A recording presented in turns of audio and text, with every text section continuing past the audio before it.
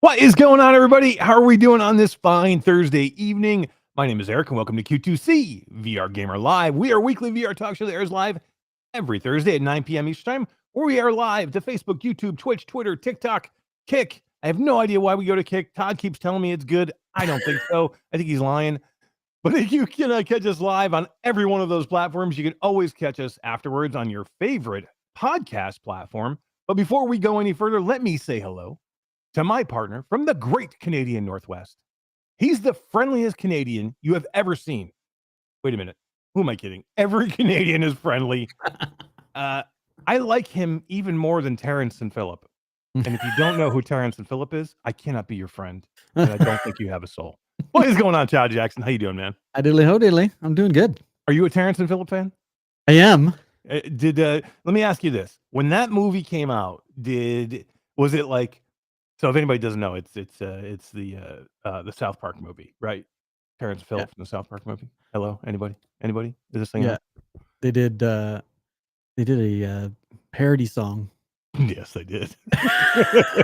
Yes, they did. I remember the words, but I don't remember what it's called. Of course, you remember the words.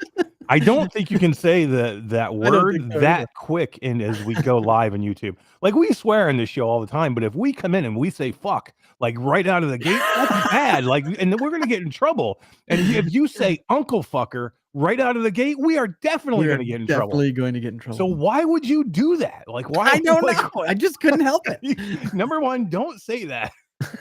Number two, don't say it right after the gate because we're going to get in trouble. But hell yeah. I mean, dude, that's one of my all-time favorite movies. I love the song Terrence and Phillip. Come on. Yeah, you should have told me. I would have had it ready and we could have played it. Oh, you can get that going. We really would have gotten in trouble. Dude, we're getting in trouble anyway. Might as well get going. I mean, yeah, I told you tonight, I'm like, yeah, man, I'm not feeling it. I'm not feeling great tonight. It's tough for me to get going. But shit, if we just start doing this right from the get-go, I'm going to get going right away. Turning around right away. Yeah. I knew you would. That's not, if we can get that song going on, that's almost as good as the time that we sang the Backstreet Boys song. Right. We got in trouble for that one too. Yeah, we did. We got in trouble for that. We're like a freaking variety show, man. We're gonna give you, South Park and Terrence and Phillip, and then we can give you we'll sing you a little Backstreet Boys, maybe sing you a little happy birthday song every once in a while. We got it all here, man. We got it all. Right? But thank you for being here, everybody, tonight. Appreciate it. We have a really cool show tonight. We have a variety of different things we're going to talk about. We have two guests, not one, but two. They're going to come in for a few minutes each, talk about some really cool stuff.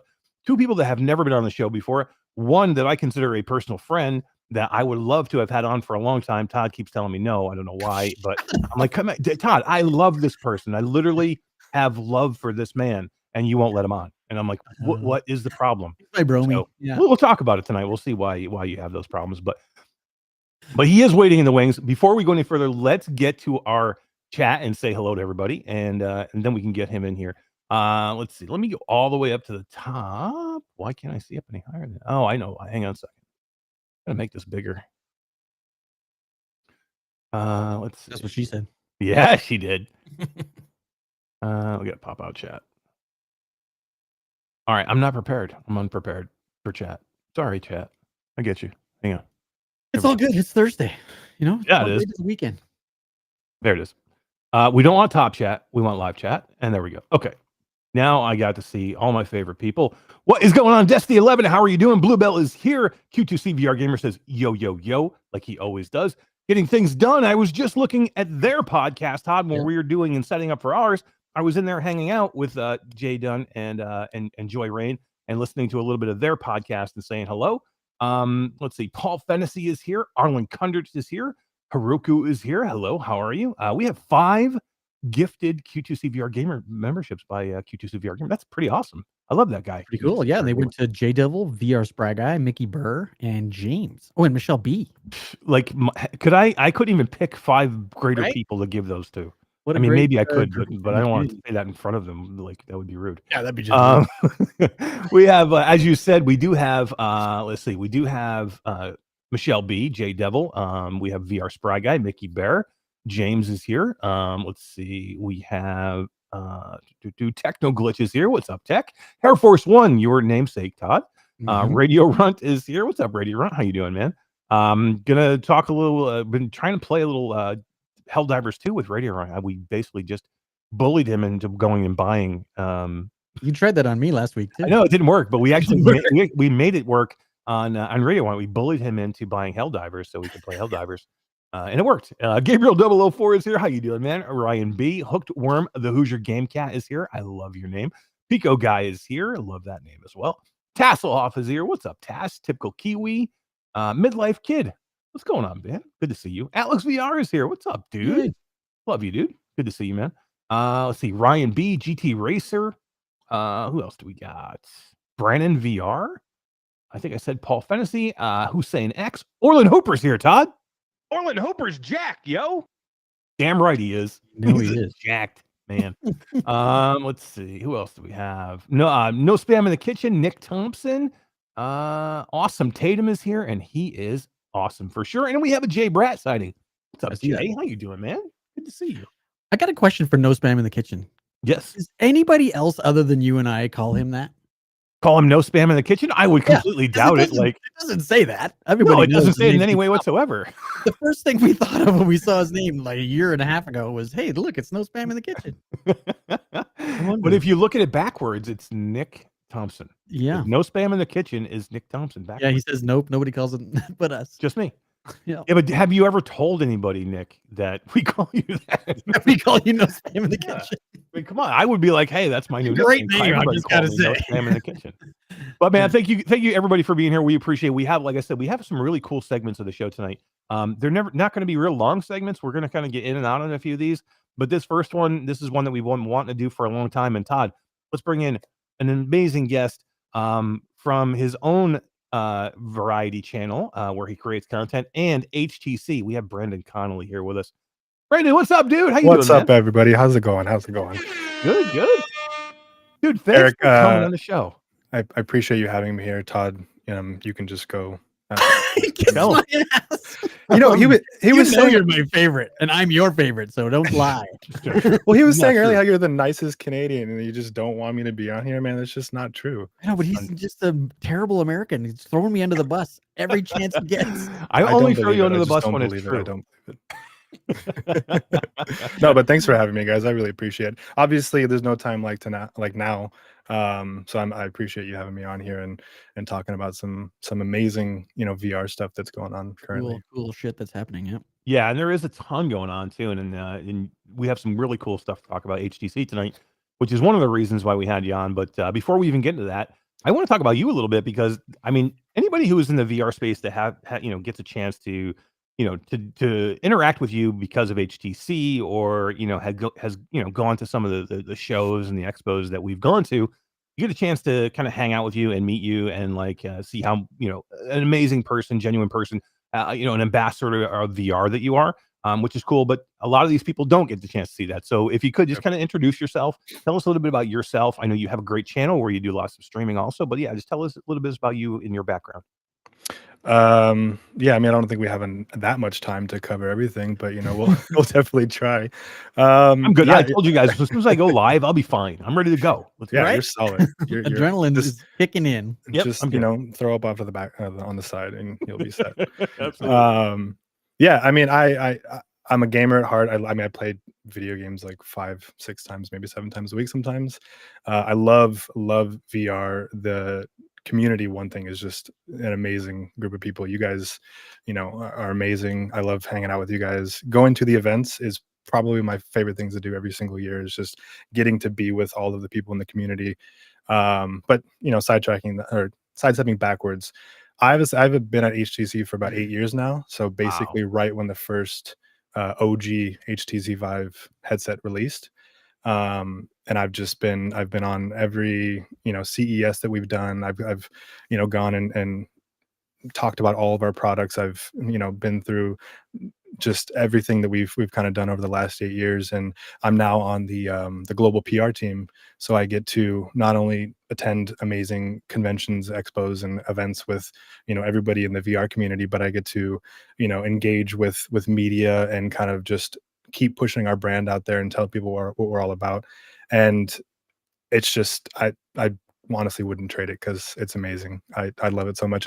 And like I said, the VR community is amazing, but when people that have tried VR or haven't tried VR, you really know how impactful it can be, and it's like there's nothing like it. It's So so good. True. It's So true. And when you go to these shows, we talk about these shows and how much you love these shows. When Brandon goes to these shows, he's like Santa Claus because he always has something in his backpack. And he's like a conversation magnet, right? Oh, Like yeah. everybody flocks to Brandon. If they see him across the showroom floor at CES or wherever we are, Mhm. it's like a herd of people that are going to chase down Brandon. What's he going to show us today? What's he going to talk about today? It's I my love it. favorite, my favorite thing, getting to like pull something out of my backpack. Like I met you guys at GDC last year, and I pulled the self-tracking tracker out of my backpack, and I was like, "What is this? You want to see this?" And that was when we first announced it too. So like, not that many people had seen it, and it was it's just an amazing piece of hardware. I'm gonna have one. I remember where it was last year. Yeah, There it is, right there. in his Look at that. pocket Got 'em every everywhere. time. Just I don't remember if it was CES or South by last year that like literally we went to a party and you had a backpack full of HTC Vive XR Elites. You had like 4 of them in your backpack and you just gave them out and just started handing them around to people, and then we were just hanging out. Everybody was hanging out, putting the XR Elites on their head, and having a blast like in the middle of a party. It's so cool, man, when you get a chance to do those things. Like for me, I would be getting drunk and then be like, I forget I'd have a headset, and all of a sudden my headset's will walk out the door. Yeah, it's amazing how well you keep yourself together in these. Thankfully, events. I don't lose haven't anything. I haven't lost anything, and I'm very thankful for it. But everyone that does take something on my hands, they're very respectful to bring it back or find somebody else that should have it. So I appreciate that a lot, because there are some awesome events that happen, and Yes, it is what it is. Yeah, and you got a chance to hang out with us at CES. We had our Impact Yes. Reality party, which was That a was kick-ass party that you got a chance to be there for, and even Alvin Wayne Grayling, who was the former president of HTC China, was there hanging out, and he got a chance to spend some time. And What's up, Jeff? I see Jeff Rayner in there. oh, Jeff Rayner, and here's another awesome dude from hanging out with us out there. I've yet to go to his office space, because I'm here in Seattle and he's in Seattle too, and we have yet to link that's up. crazy. Actually, You guys got to make him feel better. I actually texted him last week and he hasn't texted me back. So Jeffrey. So there's that online right now. So you got that to handle. Damn. And man, we're out of the Calling gate you out. again. We have a $99.99 super chat from the Scott Albright from Combat Waffle Studios and Ghost of Tabor. Q to the motherfucking C. I like it. I like Thank it. you, That's Scott. all. You gotta get a time. new sign in the A background. new sign. Yeah, that's what mine's gonna say. Yeah. Yes, definitely do that. That would be sweet. And then just put $99 on below it. Right below it. Yeah. There's two Great studios. There's two studios or two places I absolutely had on my like bucket list of places I want to go. That was Scott's new studio, the Combat Waffle Studio down in Florida, which I had a chance to drive down and go and hang out for the day, which was absolutely amazing. Their setup that they're going to have when that whole facility is done is going to be like top notch, one of the best. Yeah, one of the best facilities I've ever seen.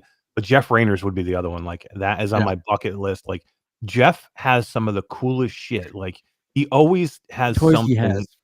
Yeah, he's like, if you're into tech or into virtual reality or augmented reality, Jeff has the coolest shit there. Like he always has something cool going on because he's always doing so much research and so much teaching and and learning. Well, I mean, and he does like games and enterprise type stuff too. So it's like both of them are getting hit on the same target, and it's just it's really awesome. Yeah. What event were we at? Was it CES? Yeah, it was CES where Jeff hosted a that was the day night before. of VR. Yeah, and we did a bunch of games and stuff that were produced in his studios. All those games that we were competing in. Yeah, that was super cool. fun. Yeah, that was the night that I pulled the little abominable toy. Oh, that's right. Figure out. Hey, that was super cool. Yeah, that was really fun. Yep. Yeah, I came in second in that whole process, by the way. I got robbed. I ended up we were supposed to fly these planes to France and land at the Eiffel Tower, and I put the headset on and I'm in the middle of Africa. Well, it's close. That was the problem. Yeah, I was destined to lose. But you did pretty good. Yeah, I came in second. Alex VR beat me for first did. place, but there was like 15 people that got in. I think it was pretty cool. All VR people, which is great. And I think it was HTC trackers that he won. It was. Yeah. And some rebuff track straps. Right. Yeah. Yep. Yeah. That's super cool. Todd did lose at a VR arcade, or not VR arcade, sorry, an arcade shooter. At It never the party. happened. It never happened. I have a photo. Was that at the CES party at Player One Bar? Yeah. Might I have missed happened. it. Might have Oh. happened. Yeah. Yeah, I think he tripled my score in a shooter game we were playing. It was embarrassing. It was Area 51, I believe, and I love that. think so. I love that game. Area 51 Yeah. is one of my favorites, man. I absolutely he definitely kicked my butt. crushed him. Yes, true. It's I awesome. have I have to bring this up now again too, because it's been a little bit of a while. But literally, guys, my VR arcade cabinet is like in the process. I had the graphics consultation the other day, and we picked out the graphics and what the cabinet's going to look like on the outside. Cool. But Brandon, I have this huge arcade cabinet being built. I'm kind of recording some of the process, and we're putting VR into it as well. It's going to have this arcade cabinet is going to have every system and it's going to have every classic arcade game. It's going to have that classic, PlayStation, Nintendo, every system all the way up. It's going to have like 50,000 or 60,000 different games in it. It's going to have light guns. It's going to have Guitar Hero guitars mounted. It has the Guitar roller Hero for has golf has the trackball. It'll have. I was gonna say you need to get the golf one. Yeah, You need a golf ball. It'll have a trackball. It'll have a joystick for flight games or like Tron, the game Tron. It'll work that, and it'll even have a wheel for any kind of steering, games like wheel and pedal, for that. And then it's also going to have VR in it, so it's going to have a 3080 Ti in it, and with a computer, and I'm going to be able to run VR this thing. It's going to be a side mounted headset that'll come right off of this arcade cabinet that we're designing. That is going to be in all of his designs now. This guy, this company. Phantom Arcades. This is something that I got started because I wanted him to build me an arcade, but literally this is something where we've come together as a collaboration now that we have decided that the people that want full immersion of games, like all games, want VR too. It's something that they can't normally get. Yep. And this is like a whole bunch of people have asked for this now. So I'm helping him design it. So it's going to be in all the future arcade cabinets. So we're pushing VR out to a whole different market now, which is kick-ass. What a great thing to have it on, right? It's the arcade cabinets. Like I've got them on the other side of that wall, but it's in my living room. There's tons of space out there. Yeah. So if you had just a headset hanging on the wall, like a Pico or something. Well, let me know when you get that up and running, because along with HTC, I also run a retro gaming convention in Washington. No way. Every year with a friend of mine. So we have arcade cabinets throughout. We have pinball machines, a lot of artists, comic artists, guests, and all that stuff. So might be able to feature that there as an exclusive thing. Yeah, super cool. And Technoglitch says, will it have pinball? And it does, actually. It's got, it's going to be video pinball, digital, but it does have the pinball buttons on the side, like that you'll be able to use for that. It's going to have the old Windows pinball application. Anybody remembers that? Remember that? I do. Oh my god! Absolutely. We got another super chat, $5 from Awesome Tatum that says, "Todd can beat Eric in an arm wrestle and tennis," and I agree with both of those things. He can. Awesome Tatum says so. I mean, there's $5 on the line, so unless $6 comes in and counters it. That's it. All right, at GDC, I'm taking Todd on. Oh God! Yeah, done deal. I love it. Well, this is a good segue, Brandon. Let's talk about you and HTC a little bit. So your position, you mentioned a little bit earlier. Tell us a little bit about your position with HTC, and then let's talk a little bit about I'd like to talk a little bit about HTC in general right now, and like kind of the things that you have going on, and then I'd love to talk about this new, the International Space Station and HTC kind of being featured there. Yeah, I mean, we started with cell phones, obviously. I mean, we've been in the hardware business for around 27 years now. So we've been developing hardware for what feels like forever. My position, I said a little bit before, but I'm on the global PR team. I get to engage with media, do stuff like this, because not everyone on the company is, semi-comfortable with public speaking and being in front of, people and talking about the products. And they have amazing talent and they're smart in other places. So that's where I come in, and I love talking about our products and what we're doing and what we're focusing on.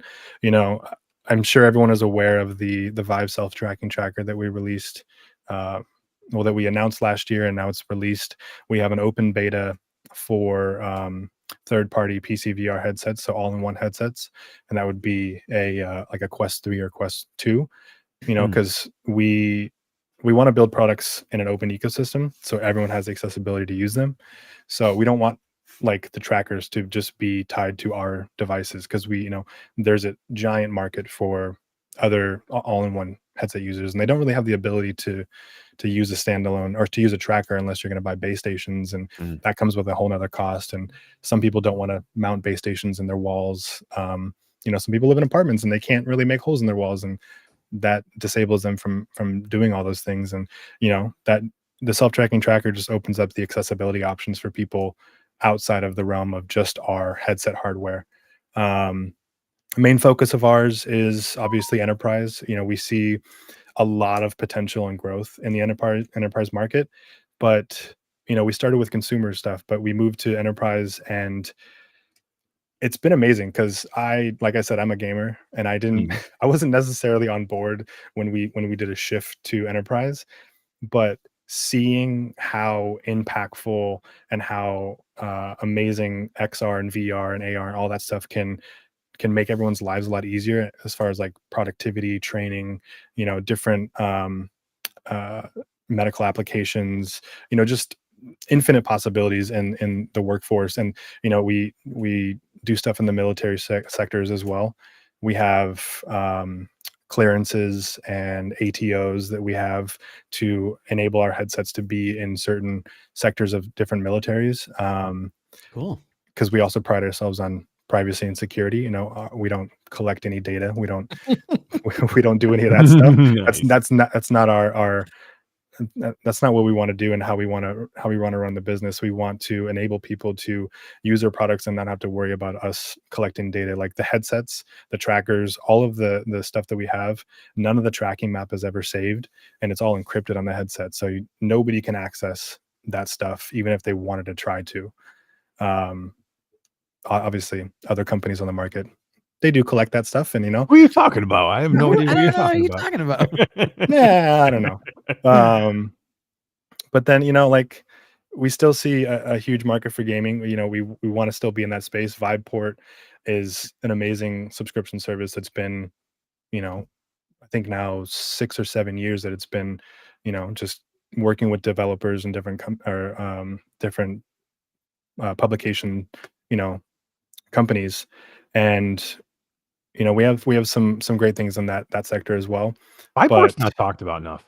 Seriously. No, I was just going to say that. Yeah, it is not Viveport, like especially Viveport Infinity. Viveport Infinity is like one of the best deals that you like. If you have a PC and if you have a headset, like not having Viveport Infinity makes no sense. There's so many games there for a small monthly fee.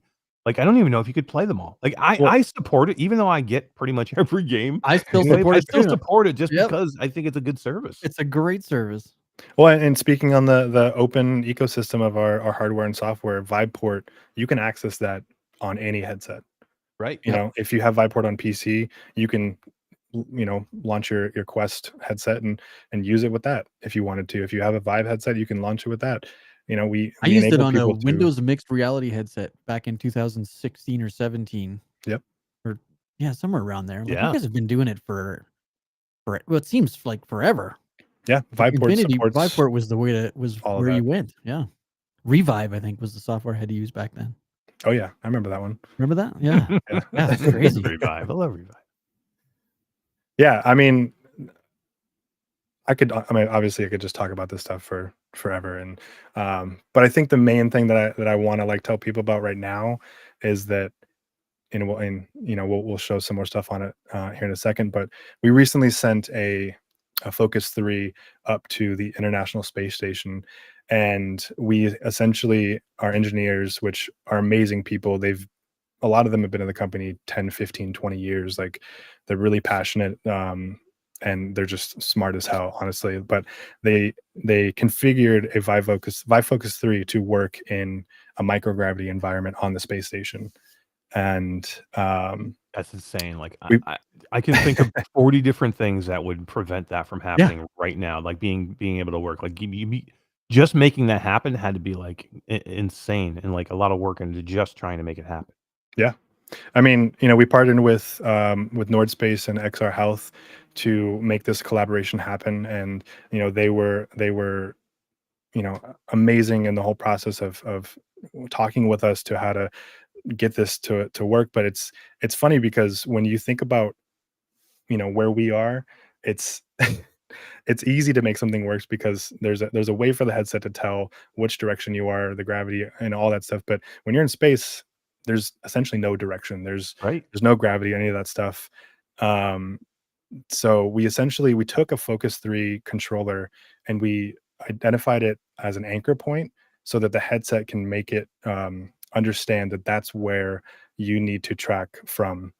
And we used the LBSS, which is the location-based software suite, and that's essentially, we learned everything from LBSS by our LBE partners. So in the VR arcade space, and we used simulator mode, which then enabled us to try to test for a microgravity environment. But the hardest part is that you can't really test for a microgravity environment unless you're in microgravity. I saw some test footage of you guys in like a 747, the anti-gravity jet flying around with a guy strapped to the ground so that he didn't float off into the roof or something. So he's strapped down, testing out things on this headset, and there's two other people holding him trying to hold him in place while this is all taking place. What made you guys?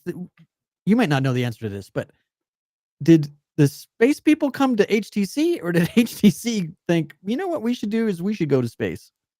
Like what a genius idea. Well, I think all of us are always thinking like we want to go to space. We're all explorers. We want to explore different planets and different worlds and all that stuff. And that's why we're in the VR space. We love exploring, right? You love exploring those things, but it was really, the partnerships that we have with XR Health and NordSpace, that their collaboration with this enabled all of it to happen. Right. And the thing that we were really wanting to do is improve mental health on the space station, because when you think about being in an isolated environment, there's nothing that compares to being like in space on the space station, because we've all probably experienced some sort of isolation from at least COVID or something else. But at least we could walk outside and go breathe fresh air like that. You still had that ability to go do that. When you're in the space station, you're there. I mean, you're there for 6 to 9 months. And I was reading the other day that you only get to call your family, your friends or loved ones at like once a week, and it's dependent on where the space station is, whether or not it's even possible. Right. And they have to route that to people at NASA, then they route that to your family or loved ones. But it's amazing that it works. Our engineering teams are amazing individuals, and there's headsets that are struggling to work in cars and airplanes right now, and we have a headset that works in space. Like I mean, like just the logistics. When I say there's probably 40 things that I can think of that would make it almost impossible to do this, those are the things that I'm thinking of. Like we literally have just gotten to the point now where we have headsets that can work on a plane without having tracking go all crazy because you're actually moving, or in a car, or walking down the street. I mean, without having a anchored point, it's so difficult to get these things to work. To have it done in a microgravity environment is crazy insane. And there's a ton of questions in chat already. I think this is probably a good point. We have a short video that kind of shows a little bit about it. So I think this is a good point. May answer some of these questions. But if not, we'll come back and we'll answer them if it doesn't. For sure. Two of the experiments that I'm performing during my mission on board the International Space Station involves the use of a virtual reality headset. The first experiment is concerned with mental health or psychological well-being. We astronauts on board the space station are living in a very confined, artificial, laboratory-like environment. It's very sterile, it's very cold, and we don't have access to nature. And that affects our psychological well-being. Personally, I really miss being able to step outside, to feel the breeze, to feel the wind, to feel the warmth of the sun, to smell the leaves, the grass, and the flowers. And even though the virtual reality headset doesn't let me do that, I still get a feeling of being in nature when I wear it. I have 5 different videos on this headset from various scenes in nature, including a sunset, a day at the beach, a mountain path, and a summer's day next to a river. And when I put on the virtual reality headset, I can hear the wind rustling through the leaves, hear the birds singing. I can almost feel the warmth of the sun. And I have to be honest, I didn't actually expect it would make much of a difference, but I found that I love wearing this headset. It takes me into nature. It makes me feel like I'm out in nature, that I'm outside of the space station, away from this artificial environment. And it de-stresses me. It makes me relax. It takes away a lot of the daily stress, and just allows me to re-energize, just to kind of relax, to catch my breath, to feel like I'm back on the earth. It's a really great way to get away from this artificial environment on board the space station. For long duration missions, it makes a huge difference. The second experiment that involves the use of this virtual reality headset is an experiment that combines the headset with the bicycle or stationary bicycle on board the space station, what we call CVIS. And this is another terrific experiment because when I combine the headset with our bicycle, it allows me to cycle different routes in Denmark. And it's actually one of my favorite things to do on board the space station now. I have 5 different routes from Denmark on this headset, including a mountain bike path through the woods, a route along the beach, one in the countryside, and one through Copenhagen, and one through another large city called Odense in Denmark. And what's even better is that the routes in this headset are integrated into the loading mechanism on this bicycle. And so when I'm, for example, cycling through the forest on a mountain bike path, the loads that I'm feeling while exercising matches what I see. So when I'm going uphill, the loads are increased, and when I go downhill, the loads are decreased. And that way, I actually feel like I'm bicycling through the woods on a mountain bike path. And it's really great. It's so motivating. And at the same time, I feel like I'm out in nature, enjoying a nice bike route through the woods or along the beach. And it's actually become one of my favorite things to do on board the space station, is to cycle while wearing the virtual reality headset. Now, one of the challenges of using the virtual reality headset in space is that the headset doesn't know where the horizon is. It can't sense gravity. But that's been solved using one of the controllers, which serves as an anchor point. And by me tilting it, pivoting it, adjusting its position, I can tell the headset where the horizon is, and that lets me cycle in a natural way, and also lets me just use the headset in a very natural way, so that it doesn't get affected by this lack of gravity on board the space station. 2 of my favorite experiments that allow me to relax and that allow me to feel like I'm back on the earth in nature.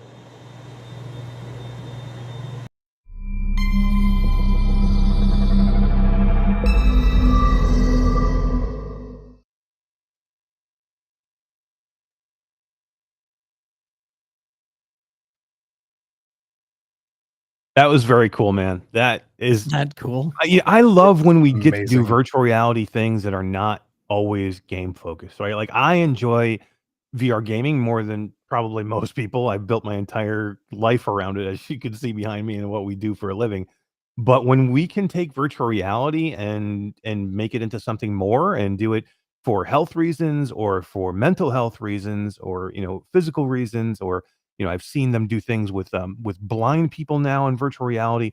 Then when you can do something like this and give somebody who is away from home, doing, amazing things, but on a space station where they can't get out, like you said, Brandon, they can't go outside and just listen to birds chirp, or have that, hear those things, or have those visual cues of seeing, like, wind blowing through the leaves. I mean, those are the things that you take for granted when you 100%. don't have them for 6, 8, 10 months at a time, and you're stuck in a steel can. Virtual reality can be an escape for you that, like nothing else. Yeah, I mean, when I've watched that video several times, and every time Commander Morganson says like experience nature, you can almost hear it in his voice that he's just sad because he's like, I know that he probably loves what he does, but it's like you like you said, you take it for granted, and you know you don't get to experience it. And someone had a comment said like, don't they get to bring pictures and videos of their family and stuff like that? I imagine they do, but watching a video on your phone or anything like that, it's not as impactful, and it's not, it's not as big as it would be in VR. And you just like it's you feel like you're not in the space that you're in, and that is a huge thing for the astronauts in space. They get to continue to do their jobs. They get to escape reality, which is being in that space station. And if you heard in the video, there's that buzzing ambient noise. Mm. They hear that all Imagine of that the 10 time. months. Yeah. Wow, yeah. And the other thing is that they have to work out at least 2 hours a day. Yeah. Mhm. So I would 100% rather be in a headset cycling Right. versus Me staring at too. the wall with all the wires. And someone commented earlier, the OCD is kicking in all the wires, and it's like it's Yeah. because all the shows they dramatize it by showing all these pretty and neat ships and space stations, but it's those they have to show that, like they have to have that because they can't have a panel going behind something, and they'd Right. have to take the panel off and repair it and Every whatever else. time. And Yeah, exactly. so it's gotta look kind of gross in Can order you, for it to can you work. beat Saber in 0 G? I wanna know. Like, I don't wanna beat Saber anywhere, but if I definitely don't wanna do it. I definitely don't wanna do it in 0 G. In Well, no gravity. How seeing long him float around in space, it reminds me of the scene in Ready Player One where they're driving around in the van and they're in the back, Yeah. and he's like harnessed up and he's Yep. being shuffled around. Right. Getting something like that to work is obviously just right around the corner because of what we're Right. doing in microgravity. Right. Yeah, that's crazy. How long have Cool. they been using this, like, in practice, not just in So testing so it went up in November. in November? And has there any, like, statistics or feedback on, anything from people's moods to like, I'd imagine it's got a huge impact right from the get-go. Yeah. I mean, we've been receiving videos from NASA and ESA, so they've been keeping us up to date with Great. a lot of the things that have been happening. We get the videos and the footage before it releases. It's now released and public on their websites. Um, but we were watching it as the shuttle went off and they went up into space, and that was when the headset went in, is going up to the space Okay. station. What a milestone. Yeah, And then wow. they reported Amazing. back that there was literally no issues, which, I mean, you can't ask for a better message than that, when Right. your It's your all engineering working. teams your engineering teams are trying to make this work for 8 months, and, Mhm. then they send it off and it's like, well, we've done all we can, and it works. I mean, that's just the it makes the impossible possible, essentially. Yeah. What the is it, Brendan, is there future plans to do anything on a larger scale with this now? Or, what's the next steps for what we're seeing here with this testing? I mean, we're gonna keep working closely with Nord Space and Exo Health, and keep getting updates from like NASA and ESA and the likes of that. And one of Commander Morganson's primary goals is to test out VR with mental health on the space station and fitness. So that is one of the things that he's testing out up there, and the impact that it can make for people in space. But then it just it opens up so many more possibilities for other types of pieces of tech like this to work, for people with accessibility options, people that don't get to walk around in VR, because like that's a big thing. Like you have to have Mhm. that you stand in, and that's not always accessible for people. And that's one of the reasons why we made the trackers, because not everyone wants to use controllers all the time, and people in VR chat, they want to dance, and people with standalone headsets, they can't do that unless they got base stations and all the other setup that you need to happen. So I mean, we're monitoring closely. I love it because, like I said before, I'm a gamer, and I've always been big into gaming, but seeing how impactful XR can be in an enterprise space, like one of the studies that we like to throw around is that doctors that trained in VR make 6 times less errors than people that don't. Which that's huge. That's amazing. That's a huge number. It's not always going to replace a traditional classroom learning environment, but it's just going to enhance that. It's going to make people more productive. It's going to make learning a lot easier. Your retention rate is actually 79% higher in a VR environment than it is in like a traditional classroom or a lecture setting. That's crazy. Versus the 5% or 15% that you would normally get in that setting. I'm a huge proponent for working in VR, and I swear I see it online all the time. It's right. I'm way great. more efficient in VR. I can do so much more in less time. I just love it. So I would be, but the problem is I start working and then I'm like, oh, I can go play. I could be playing a game. I can go play Among Us in VR, and then having to work with Todd. That's boring. I want to go play, or I go and play Ghost of Tabor. Or that's my problem. I need a headset that doesn't play anything. Oh, thanks, Apple. Oh wait, no. There's a funny comment from Jeff I got to put up. It says, like from the event, we should convert the climbing app to the Focus 3 and get them to race to the top of the virtual space station while inside the real space station. That's a good idea. That would be great. Really. Yeah, I think he said doing 0G in 0G would be interesting. Yeah, because that's what that simulates. That's right. Yeah, that the app that he has, it simulates 0G movement. That would be cool. All right, really cool. Let's call them now. Set this up. I know it's not around anymore. I know it's not around anymore, but I would love to play Space Junkies and 0G. Oh my God, Space Junkies, yes. I know. One of these times, I have an old build. It's a 4-player build that's local. That I'm gonna have to bring to one of these events, and we could play it. Yes, definitely, totally. Do a little tournament. As Brandon grabs his backpack of goodies and brings his HTC XR Elites out of his backpack and starts handing headsets out. I'm in. Brandon, this was cool, man. Thank you for doing this. Thanks for coming on. Appreciate it, guys. We need to do a full-blown thing where I'd love to have you just come in and like do a whole episode where you just come in and talk, news and everything. Not just be here for co-host, but come in and just sit and can kind of guest and just kind of like talk about the industry, because I think you have an interesting perspective. You're a gamer at heart, which I absolutely love, and you're one of my favorite people. So yeah, it was great having you. I feel the exact same way, guys. I appreciate it so much. I'm always down to keep spreading the word of XR and what we're doing with our hardware and our software. I mean, we have countless things that we're doing throughout the year, at countless events that we're attending. So if anyone that is in the chat is attending any one of these events, and please come say hi to me. Please, ask me questions. I learn by learning from other people, and I love to listen to what people have to say. And if there's ever any issues, like nobody's gonna know about it unless you tell me. And I'm always gonna try to make the situation better if I can. Yep. Awesome. We have I know two huge fans of yours in chat. Todd, the Grey Wolves are here. Oh, I love those guys. It's Grey Wolf. Like a boom, boom, boom. Yeah. Oh yeah, John and Jordy are amazing people. They are. And then they're coming to visit me in Canada. I'm so excited. I can't wait for them to come.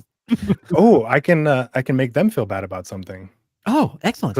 Because they went to Washington not too long ago, and they didn't go see you. No. Wow, that's so rude. Yeah. Now we got to yell at him. Emotional damage. John's in the chat. No, don't do it. Too funny. I had to do it. I have to do it. Too funny, Brandon. Seriously, man, Thank you so you're one of much, my guys. favorites. I cannot wait to go see you at GDC. Yeah, we got some awesome stuff going on at GDC. So yeah, no, which is cool because we're going to be there, kind of trying to report on everything. For me and Todd with Q2C VR Gamer, amongst the other 1.5 million things that we have to do out there as Impact Reality as well. So, hopefully we'll have some news to bring back everybody. Right? Have you guys tried out Sandbox VR yet? No, I haven't. I didn't make it to the last one. We had. I know people who have done it, but I have not had a chance to do it yet. GDC, I'll get you there. Let's do it. Right, I love it. Cool. Yeah, Sandbox is another one of our amazing partners that uses Focus 3s at all their arcades. So it's like 2 blocks away from the show floor at GDC. So we'll get you over there. Excellent. But all right, man. Thank you guys. Appreciate it. You guys are amazing. Thanks everybody in chat. Appreciate you guys. Yeah, we'll see you soon. Yep. Dude, Brandon's awesome. He's just a really good friend. I mean, we've known him for a long time. He's just a really good person. You know what I mean? When you get to, I say this all the time, but when you get really good people in the VR space that are already doing amazing things, just makes you feel good about the community and what we have going on. And Brandon's just an overall really good person who's trying to help VR push forward. He has been with HTC for over 8 years. He's been here since almost the beginning, guys. So yeah, when people say HTC, he's the first thing that pops into my head. Like, he is their ambassador. I know, and he looks like he's 15. So like, I don't get it. Like, I know. You know what I mean? But literally, he's been doing it forever, and he's got a great channel. He's funny. Oh my god! I was trying to find a lot of VR, but I couldn't find him. I was trying to find him, but he dresses up in costumes at Halloween time and does like 2 weeks of costume streaming, and he is hilarious. I can't remember his screen. It's something Ginger, right? I'll see if I can find it. It's super funny though. But Todd, you want to go from one great guest to another great guest? What a banger show! Heck yeah! Let's bring in our next guest, and this is Kat Shields from Schell Games. Hey, Kat, how are you doing? Hey, how y'all doing today? Awesome. Good. We just had an amazing guest on, Brandon from HTC, talking about the space station and having VR out in space. Yeah, that was really cool. Like, I was watching it. I'm like, I'm not crying. You're crying. Like when the astronaut was talking about how important it was. Yeah, right. Really dope. So good. Yeah. You know, I saw you sitting over in the wings during that, and I thought of another game that you can play in space as a game on space station, and that would be Among Us. If you could be on the space station, that would be so playing cool. Among Us on the space station in real life, that would be outrageous. It'd be a little dangerous, I think. Though.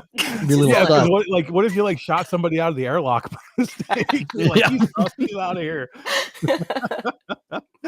Well, how are you doing, Kat? How's everything going? I'm good.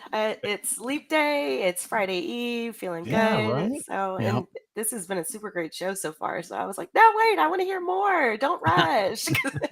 Yeah, it is super cool. We'll definitely have Brandon back on, but I wanted to get to you because Among Us has some amazing things going on. But before we get into that, let's just introduce you. Tell us a little bit about you. Tell us a little bit about what you do at Schell, and yeah, let's get a little of your background.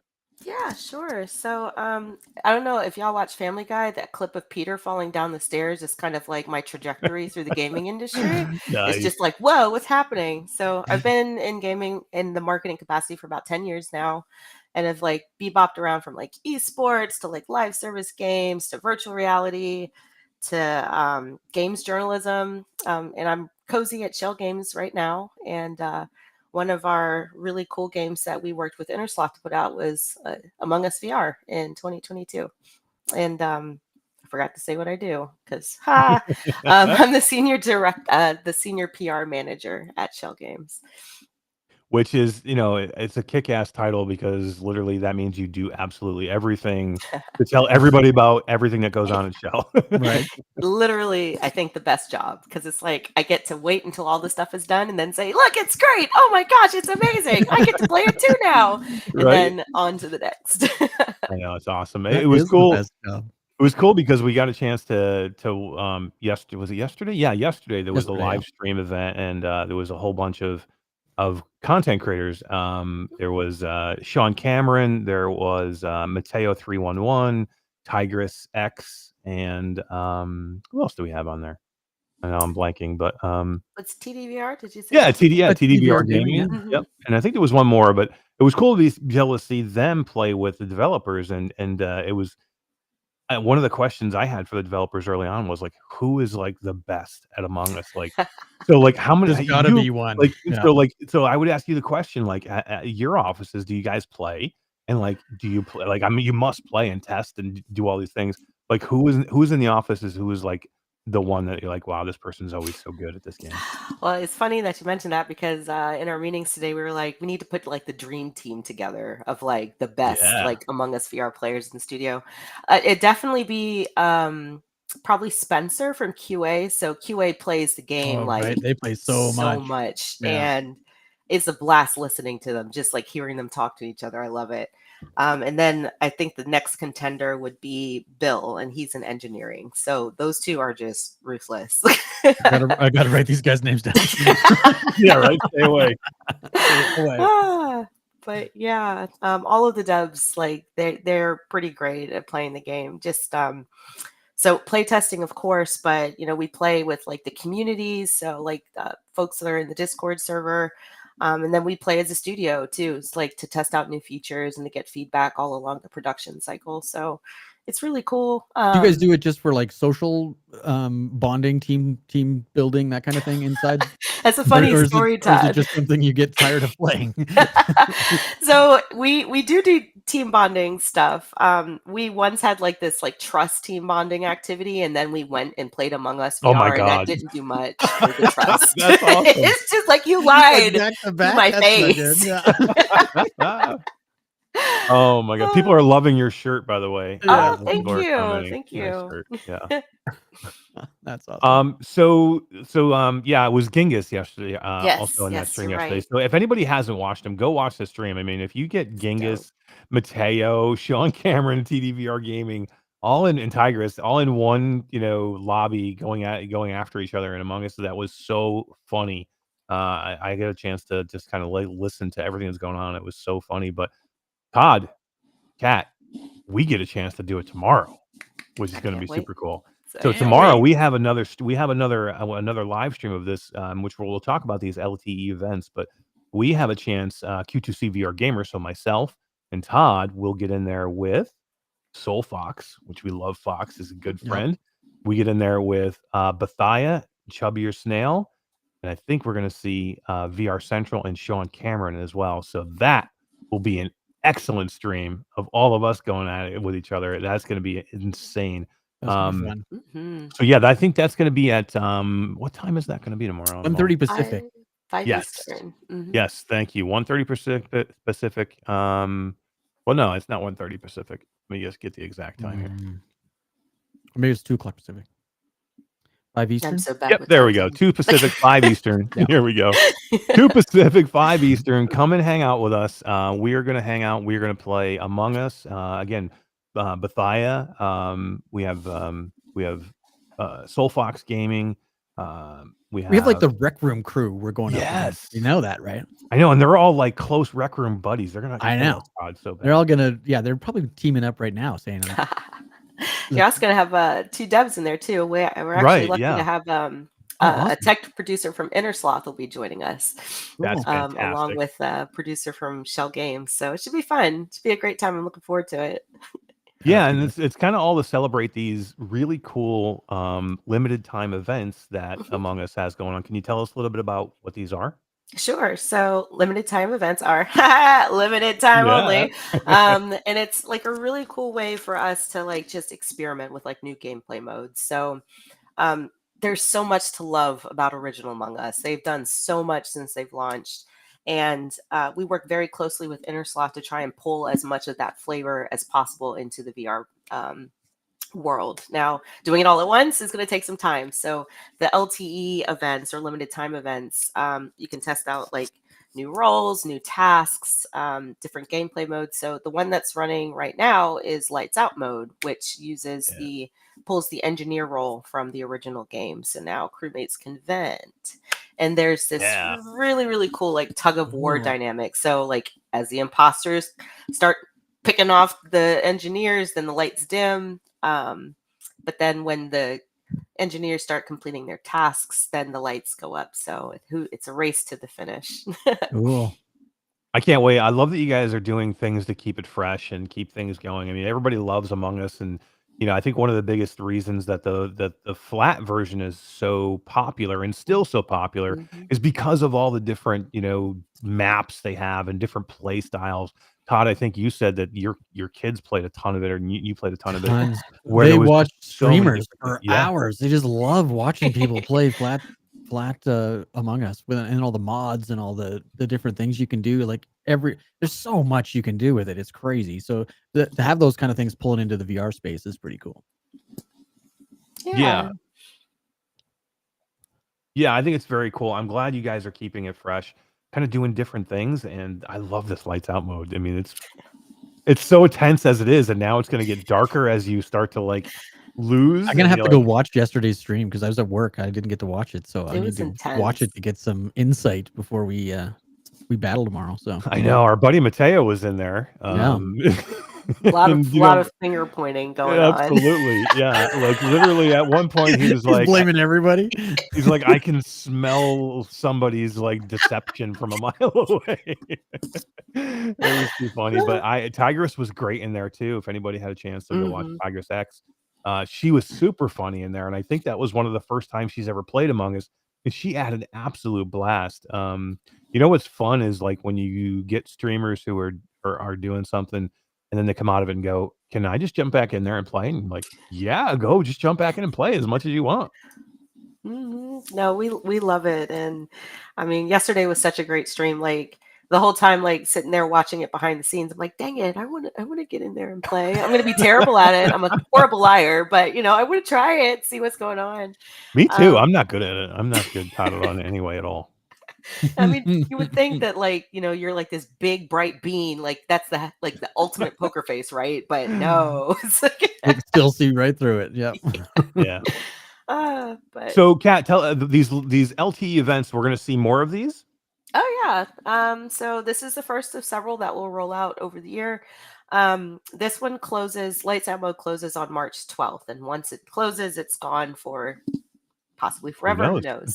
So cool. Yeah, definitely check it out while you can. We also have like limited time DLC. So like we have an animated hat that comes with it. Nice. Once that's gone, it's gone. So it's just a way to keep things interesting, and as you go around stabbing people in the back in 3D.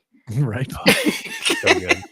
It's so good. I remember when it launched, it was such a big community thing. Like even in the Q2C community, we had people wanting to get in and play like all the time, and we were doing like events weekly where we got events, where we got in and played with everybody, and everybody was just having so much fun, and like people that you normally would be thinking like nice and quiet, and they would just be like ruthless, like so ruthless, like that would be almost scare you. Like that's a little scary. Exactly. We play as the marketing team. We play pretty regularly, and my boss, like, I have trust issues now. Like after playing her in Among Us VR, it's just like you were a little too good. You're a little convincing. Yeah, you're too good at this. I'll never forget. Like I got in there early on with Michelle Dillon, which is Wes Dillon's wife from Virtual Strangers, and Michelle.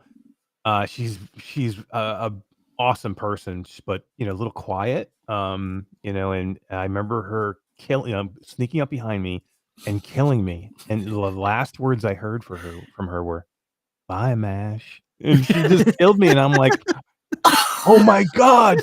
I would be worried about her being a serial killer if I was Wes. I'd be like, oh my God, that's scary. Yeah, that voice chat adds like a whole nother layer, like that I wasn't. Because prepared for. Yeah, because it's like you talk like crap like to your friends or whoever when you're playing games, but like those moments where it's just like, see you later, and then lights out. I'm like, whoa, wait. That I don't like. Among Us VR is low key scary to me anyway. Yeah. Like I love horror and stuff all day, but like you're constantly looking over your shoulder and checking your back, and you're everybody that you come near is the one, right? So yeah, it's the most colorful, terrifying game in VR. Really, agreed. I think that should be our new tagline. Honestly. Right, write that in. I like it because that's accurate. It's so accurate. Yeah, everyone looks so happy, and so you got your stupid little hats on, and I got the mohawk on my guy. Everybody looks great in the lobby, and then the game starts, and Yep. All bets are off. So cool. So much fun. So Kat, you actually were super nice enough to give us 3 keys to give away to our amazing community. So Todd, I think in the comments of this video afterwards, so not now, but in the comments afterwards, Kat, thank you for a Meta Quest key for Among Us. Thank you for the Steam key for Among Us. And we have a PlayStation VR 2 key for Among Us. So if you guys just comment, just need to comment what platform Among Us and what platform you want it on, and we'll put you in a drawing to win a key. So that's super cool. Thank you so much. Yeah, I'll work on t-shirts for next time. Yeah, everybody's like, everybody wants merchandise. Everybody wants merch. Right? They're amazing t-shirts. You know, one of the coolest things that I've ever had from Among Us, and I think I have it pinned to my badge, was we went to PAX West 2 years ago. And it was very, I don't think there's many of them out there, but if you went to the booth and you took a picture and you posted something, you got an enamel pin of Among Us. She's got one right in her hand. Oh, you do? Oh, no, that's different. Yeah, mine's red. Different. Oh, you got the first one. We do different colorways. Red one, yeah. Nice. They're super now cool. I know there's collectibles. Absolutely. Super cool. Dope. Oh, I love it. Kat, thanks for coming and hanging out with us tonight. We appreciate thank it. you. I'm glad you got a chance to hear a little bit about the space station stuff too, because that was super cool. No, that is really cool. I'm gonna be like, hey, Brandon, like, I don't know how we can work together, but you want to figure it out? You gotta put me in space, homie. I love it. I love it. So, Kat, tomorrow we have 5 Eastern time, right? Or 2 p.m. Pacific time. We have Among Us, the limited time event, the lights out event going on. We're going to be myself and Todd. We have Chubbier Snail, Soul Fox Gaming, Bethia. Chubbier Snail, I forgot. I don't think I mentioned him earlier. Chubbier Snail. Again, all the Rec Room guys and VR Central, and Sean Cameron's going to come back, who streamed the other day too, and kind of hang out with us just because he likes playing a game and he wants to hang out with us. So it's going to be a lot of fun. And then we have 2 of the devs. And 2 devs, yeah. That's great. Going to be a lot of fun. It's going to be a full house, man. Yeah, come and join it. Come and join and hang out with us. And then I guarantee you'll probably see Kat in some of these streams, maybe dropping special cool stuff. Maybe. Yes, I will be dropping stuff in stream. As long as the moderators allow you to do it. I know, right? It's like, oh, I'm not spam. I'm so sorry.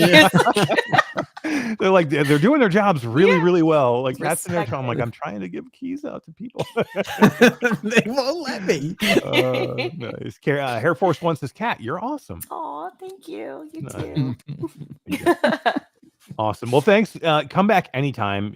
You're awesome, and Schell's awesome, and tell Jesse he's an OG, and I can't wait to meet him in GDC.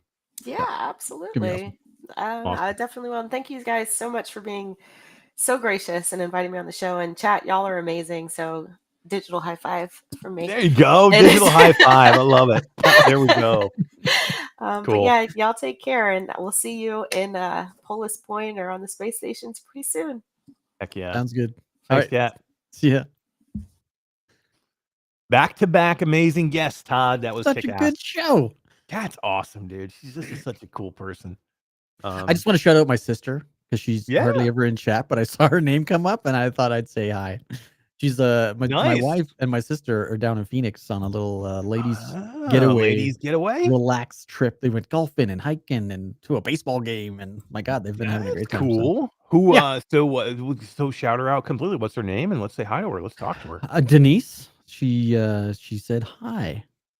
Nice. She's very well spoken. Very well spoken. Yeah. She's full of amazing information.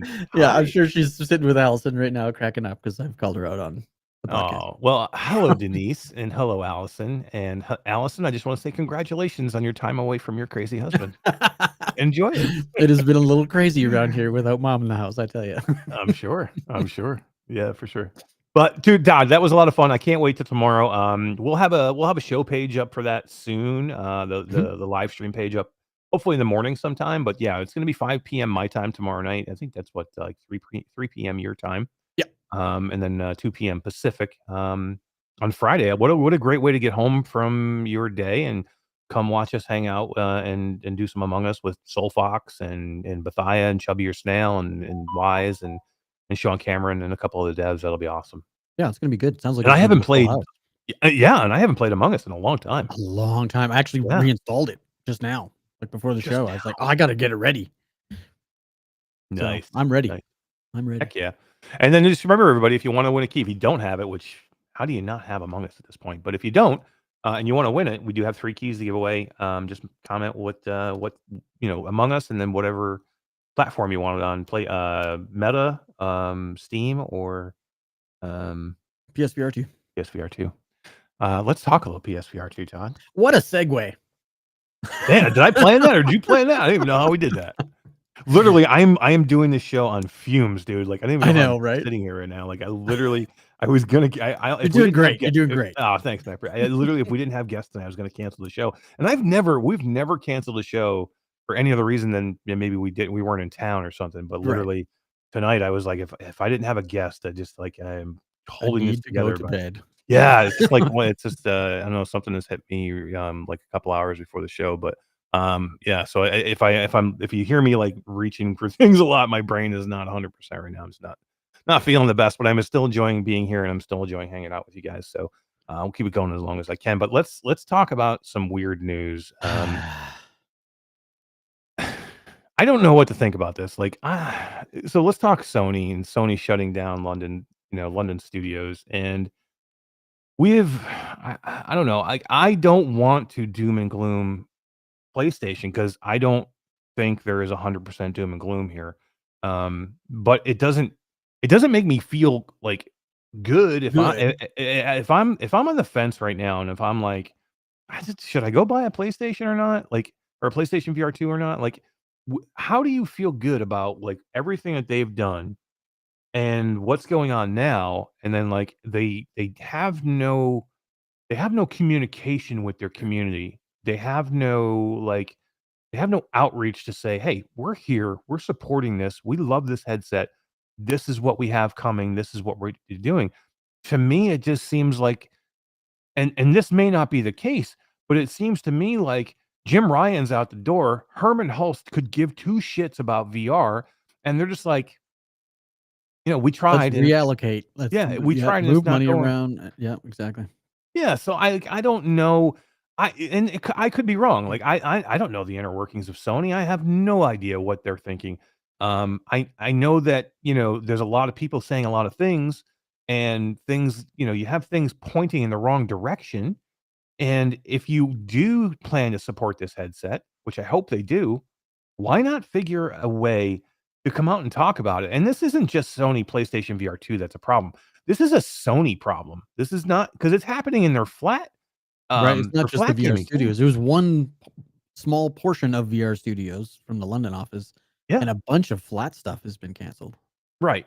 And, and then like and again, that's why I don't want to doom and gloom this, because to me, it's a bit of an overreaction here.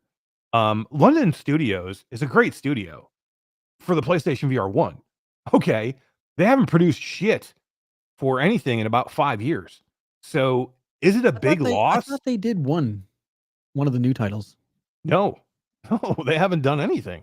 They did, they may have done something small, or they may be working on certain things, but they haven't put anything of substantial note out. Like, I'm sure they've been working and doing certain things, but they haven't been doing just VR. Like, I don't think they've been doing much VR. I think London Studios, who was a studio that produced VR titles for PlayStation VR 1 mainly, has been working on other things. You know what I mean? So to me, like, is this a big loss? It's not like it's a studio that just put out a huge blockbuster in VR, and they were like, well, this is unproductive and unsuccessful, and we're going to shut the studio down. The reason it's such a big note, and why people are like really kind of like feeling the pull of this, is because they made some of the best VR games out there for PSVR 1. They made Blood and Truth, and they made PlayStation VR Worlds, which was the demo discs that had so much stuff. Yeah, they brought people in, and like those PSVR Worlds, like, you listen to like people like Gamertag and Wes and and Brian Paul and some of the main PlayStation VR 1 people, and what got them hooked into PlayStation VR originally, it was this PlayStation VR Worlds demo disc, because you can do so many Blood and Truth a demo game called The London Heist. The London Heist that was on the demo disc. Exactly. It was so popular that they made a full game out of it. Yeah. The demo disc was amazing. Yeah, I agreed. Yep. And why don't they have that for PSVR 2? It's a really good question, to be honest. I agree. I agree totally. Like, to not have a demo disc at this point, or at least a demo, you don't have to have a physical disc, but have something where you go and you can download something that has several small things on it. So, have PSVR Worlds, make it a hard copy if you want a hard copy, number one, but then make it a digital copy where it's just one thing that you download and there's a bunch of 15 shit inside it. experiences on it. Yeah. Almost like Rec Room. It's free.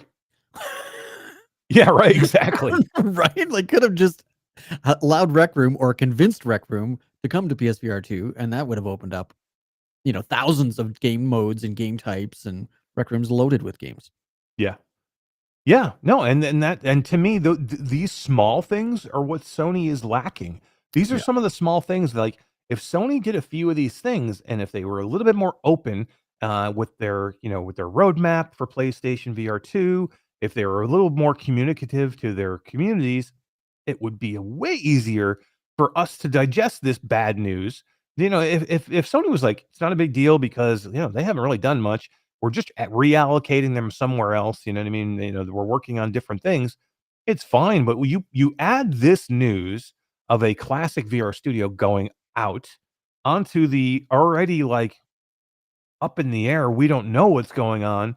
Doesn't seem like there's a path forward here, or somebody's who's in control. Like there's just like the VR games got a blog post 2 weeks ago, a week ago, where the Sony State of Play was the week before, and we saw nothing. We saw one VR title, of note, and then a week later we see a post of VR titles, and then a week later we have news of the London. Like, is there someone that's actually running the ship, or is it just a bunch of loose cannons doing their own thing? Like, it doesn't seem very cohesive in their vision as to what PSVR 2 should look like in the future.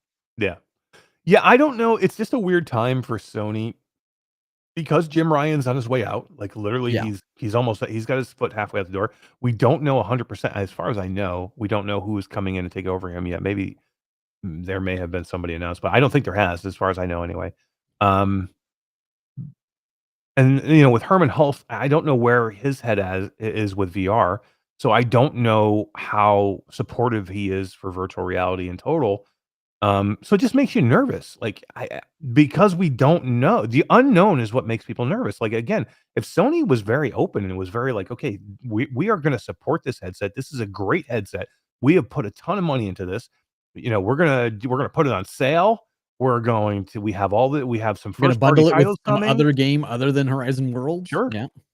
Sure. Or how about this? How about let's go take some classic PSVR 1 titles and port them to PlayStation VR 2 in Why some has way, that not right? happened? Yeah. Let's take some of these titles that let's take, Farpoint, and let's go grab, Blood and Astrobot. Truth and Astrobot and move them to the headset, the PlayStation VR 2 headset where people are playing. What do you think of the PSVR 2 to PC? Like, I know we talked about this a little bit last week, but do you now that we know that this studio is closed, do you think that's their way of saying, don't worry, guys, you'll soon have a whole bunch of games to play because you can play PC VR games, so we're focusing less on making our own games because there's thousands of them on Steam? I think, okay. Here's unpopular opinion. It may not be unpopular, but I think they had the idea all along to make this headset work with a PC, with a computer. Really, from the get-go? I think this was something that they've been very open to these putting PlayStation titles on PC, on Steam for a while. Like, I really think that they had this thought, or at least they knew about it. A lot of people are out there like now, like, oh, this is a pivot because they're abandoning everything else. They're not going to make games, so they're going to like bail out and say, okay, now you can play on PC. I don't think it works that way with Sony. I don't think they do anything quickly. and this is almost done already. Like they already have a Steam, so it does look like it's going to be a Steam thing too. They already have a Steam like a Steam Link setup. Yeah, Steam Link setup for it to where it's going to work. So to me, I think this is something they either had planned from the beginning or they've been planning it for a while. I don't think it's like a nervous pivot, like, oh, we're not going to make any game. We don't have any games coming. No, but do you think that the allowing people to play Steam games made it easier for them to decide, okay, let's reallocate funds on the London studio because the gamers still have things to do while we figure out what we're going to do? Because like you said, nothing's coming out of the London studio anyway. So Yeah, maybe they're putting some of that money into actual titles that we just don't know about yet. Yeah, I think the better example of that would probably be Guerrilla Games, the Horizon Call of the Mountain Studio, which actually has been producing content, with the newest game. Them, reducing their workforce there. That seems, again, for me, the London Studios is not that big of a deal. Like I don't like, and Sony closes studios all the time, people. Like this is not Sony has tons and tons of studios all around the entire world, by the way. So them closing a studio is not that significant, especially for a studio that hasn't produced anything. I think it's of just note. because it's iconic. Like Exactly, that's knows all that it is. studio, so I think Right. that's why, right? Yeah, it's just it's made done news. for, It's newsworthy. exactly, but that's why it's doom and gloom today, or when this Mhm. was announced, it was was leaked on the 28th because it's oh my god, Sony Studios is closing, it's closing. This is huge. Is it really? To me, it's not that big of a deal. It's been so long since they actually produced anything of note. Like and if you're not working on things and things aren't going well in your studio, Sony is not going to dick around and keep you open. They just shut you down and they reallocate people to another studio. They have so many studios to do that with. So again, I think your point is well made. I just think maybe using like Guerrilla Games and Fire Sprite, which is the other company, as an example of that. Like that one makes me more nervous. Right. That because I think Horizon Call of the Mountain was a success. It's a success of a game. It's one of the best Absolutely. games a VR person can play. A VR veteran person can play. I think it's a great game that VR new people can play. So that one and it was a pack-in, Todd. It was a purchase with Right. Yeah. the combo. So I think it had to be successful for them to lay off like that studio makes me more nervous than London Studios. Right. And what it was only like 90 people or something from that one. It wasn't. Yeah. And I don't know how big was their team. Let me read here a little bit if it even says. The London studio was a 900 person layoff, and it wasn't even a reallocation of people. It was a layoff. So that's kind of disappointing, but right. But you know what? If that's jobs. And that makes you think too, look, maybe this studio wasn't producing. Like if they were like, we're just we're not reallocating you people anywhere. We're just going to shut it down. Maybe they weren't producing. You know what I mean? There's studios that get stuck in game development hell where they're working on something and it just never sees the light of day. And they're unproductive and they don't make any money and they just shut them down. Lozu says Microsoft is giving up on consoles. I definitely believe that Microsoft will be the first one that goes to complete cloud gaming. Completely cloud gaming. Absolutely. 100%. They're almost there. Yeah. Like my monitor, which is like a TV, has all the cloud stuff for Xbox cloud gaming built right into the monitor. I can pair my controller with my monitor. I don't need a computer, and I can play all the games on this 60-inch screen. And I don't need an Xbox. Like they're totally pushing towards never selling a console again. Yeah. Yeah, and I think eventually we won't have there will be no physical consoles. I do believe that when we get to the point where internet is more good internet is more accessible to people. It's not even affordable; it's accessible. You know what I mean? Not a lot of people can have super fast, high speed internet yet. And I think when we get there, then when you can stream it and not have lag and not have issues, it makes it a much easier. But I think we're getting closer. And I do agree. I think Xbox will be the first one. I think they will. Yeah. There's a quote on IGN's website that I found a little disturbing. But everybody knows I'm not the biggest proponent for PlayStation VR 2. However, you hate it. You hate it. It says take PSVR 2's launch lineup, which featured over 40 games.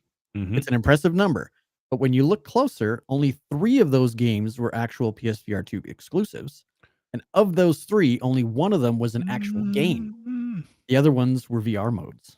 Did they list them there? They do. Can you see? Can you tell? Let's go over the list of the 40 titles. Yeah, just quickly, let's go over the list. I have a problem with IGN sometimes too, because I agree. That's why I want to double check what IGN says here, because So I heard this, I read this too, and I want to see. That's not a good quote if that's accurate. Yeah, and I want to see, because IGN is full of shit sometimes, so I don't trust IGN, especially with VR shit. I don't trust. So do you think out of these 40, there's going to be missing titles? I think they have more first party or supported titles than what they're saying here. I see. So 2MD VR football. Okay, so that was a port directly from Quest. Okay. Right, but the quote is out of there's only 3 exclusives. 40 games, 3 exclusives. One of the exclusives was a game. The other 2 exclusives were VR modes. I think it's right. For launch titles, you're talking about. For launch titles, yeah. Okay, yeah, let's just go over the list.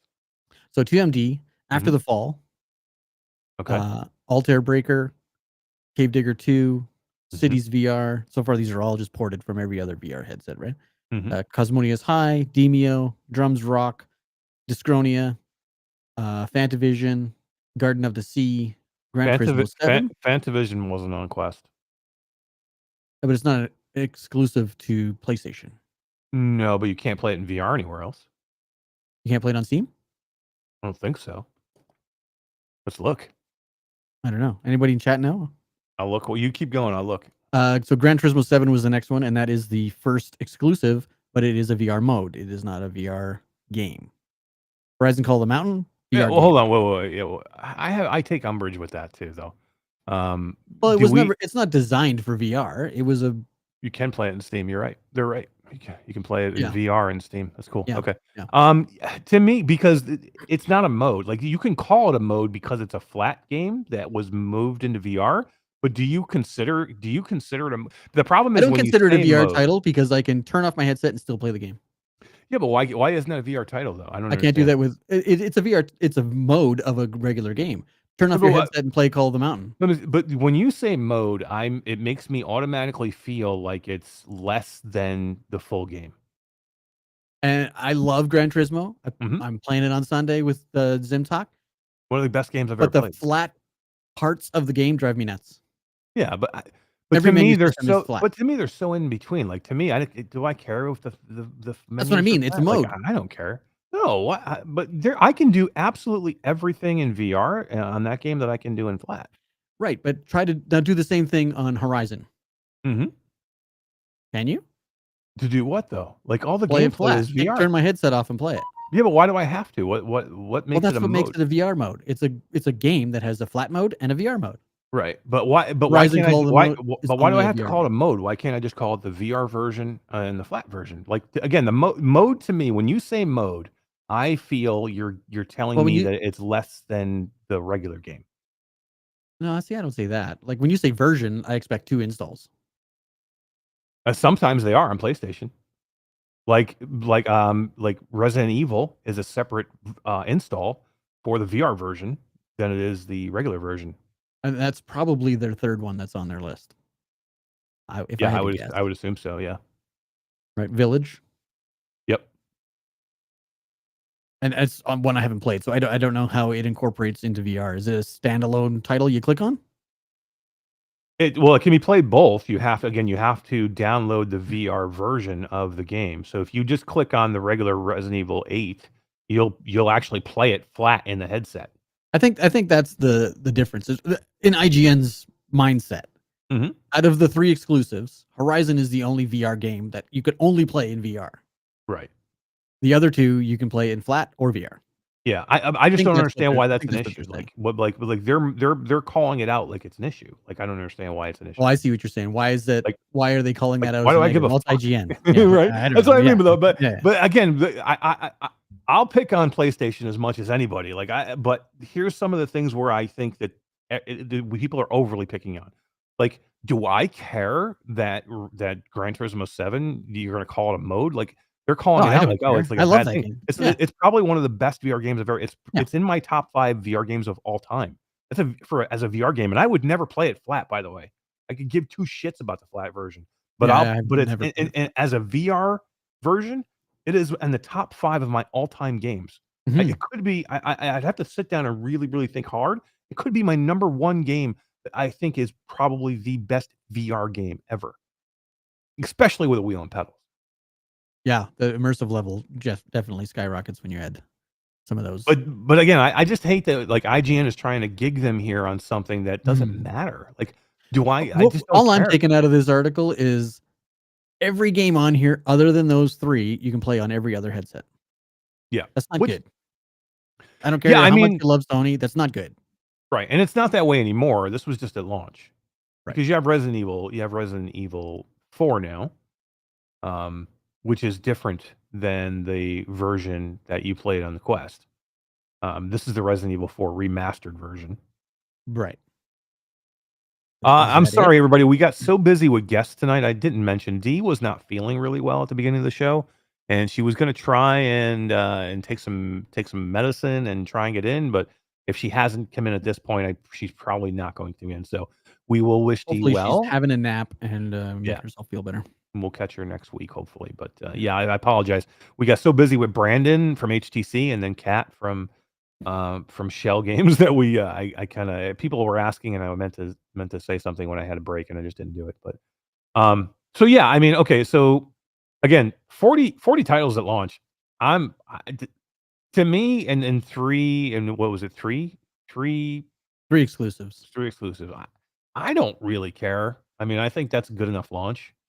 And for people who've never played VR and for people who have a PlayStation, to buy a PlayStation VR 2 at launch and play 40 games, I have no problems with that. Yeah. But as a VR veteran, I did have a problem with that. Yeah. Which I've been vocal about the whole time. So. See, to me, Sony didn't screw up with the launch. Sony screwed up after the launch. Like, to me, I think what they launched with was amazing. Like, they had some of the best games. They had a great launch. Like, when they launched, the games that were available were freaking killer, man. You launched with Horizon Call of the Mountain. You launched with Gran Turismo 7. I think it was either right at launch. Oh, it launched, they launched with Resident Evil 8, which is Todd. You haven't played it. No. You need to try and play these games. I understand that Resident Evil's not your game. I know. It's never on my radar. We talk about it, and I'm like, yeah, I gotta try it, and then I forget. When you experience Resident Evil in virtual reality and the quality that you get in this headset, it's an experience changing thing. Like I can't even describe to you how good it is. It's like playing Half-Life Alyx. It gives you that kind of feel when you play a AAA game in a VR headset that's this good. And then there's a reason why a lot of people voted it as the VR game of the year last year, not just the PlayStation VR game of the year, the VR game of the year last year. Okay, and I promise you this weekend I will play it. Yeah, and then you're in love with Gran Turismo 7. I mean, I know you've played it a ton. I mean, so many hours. And at launch, I was happy because Call the Mountain I played through to the end. I loved it. Yeah, you should play it again. Horizon, I'm almost done.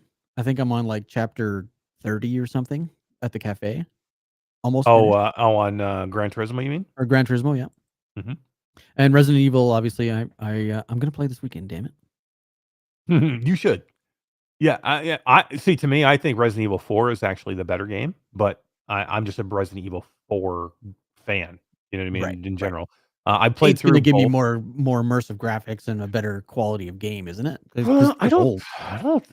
No, Resident Evil 4 is the remastered that they just came out with version in VR. It's no more third person cutscenes, or does it still have that? It has some of that, but even Resident Evil 8 does too. Okay. But again, it's the gameplay. For me, it's the gameplay. Gameplay is 90% of the game, right? And it's probably more than that. The few small cutscenes that you see in the middle or quick time events do not take away from it in any way. Good. All right. So yeah, so to me, like they're going after them about the launch here, and I think here is where IGN kind of like loses me because the launch was fine. it was after the launches where they got bad. We had a summer that was so quiet. Yeah. After the launch. I mean, they launched with huge titles and almost too many. Like, to me, they went way too far. If they held some titles back and still had some stuff available, they could have rolled them out all summer long. Yeah. They probably would have had a better, like, flow of games. It got so quiet, and then we were all like, "What's the new game? What's the new game?" And then they had some shitty launches. And well, and there was months where we were like, "Oh, don't worry, it's coming in winter. The Christmas sale is going to be amazing. All the shit's coming out at the season end," and nothing happened. Nope. No, and then it got worse because the titles that did come were garbage. Broken, yeah, exactly. You know, you give me Firewall Ultra, which was just the one of the worst games I've ever seen rolled out. From a studio that basically, I think they just wanted to live on their name and their first game, and they think we're all stupid. And they said, well, we'll just put a shitty broken game out there. Everybody will buy it and we'll make money. And people are too smart now. And we didn't, and we refunded if we could, or we didn't buy it and we waited. And then they end up going out of business. And then they want to like blame us because it's our fault because we didn't support them. Get out of here. Yeah, and then you had oh my god, what was the other one, Todd? Oh, it was Green Hell. Hell, which has it's surprising because it's great on Quest, and it had issues on Steam because of only early on graphic fidelities, and they fixed it, right? Yep. But what a bad port to PlayStation. And these were the issues that I think that IGN should be looking at. If it was somebody who was, see, this is where IGN gets in trouble. They have somebody who writes the article who looks at surface things and doesn't have the pulse on the VR community and doesn't understand the rollout here. So they're picking on the launch like they think this is going to make a difference. Like oh, they only had 3 exclusives. Who gives a shit about the exclusives for the launch? They had 40 titles and they had some of the best games that you'll ever play. If you know what's going on and you're tracking things, then you know it's after it. It's after that lull they had where they had no games, and then the games they did had were either lackluster or they were broken. And again, that's Sony's fault. It's the developer's fault, but that's Sony's fault for letting those games get through QA. Yep, exactly. So then they had all those issues, and then you had like, you know, state of play after state of play where they were just puking out garbage and like giving us weird things, and then no direction. You know, those are the things to me that from the year now that we've been there, those are the things to me, you know, no sale on the holidays for the headset. Crazy. No bundles other than why was that not bundled? Yeah.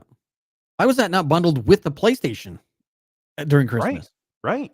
There wasn't even any option. That would have been a great bundle price, you know, reduced price on each one, make a bundle and you buy both for a reduced price and, you know, you get something with it. Yeah, that would have been smart. Yeah. So, I mean, I don't know. To me, you know, PlayStation a year in now, I'm not ready to call it a failure. Again, I've had some of the best gaming I did in 2023 was on that headset. Synapse was an absolutely amazing game. You know, and then we named off some of the big ones, some of the huge ones.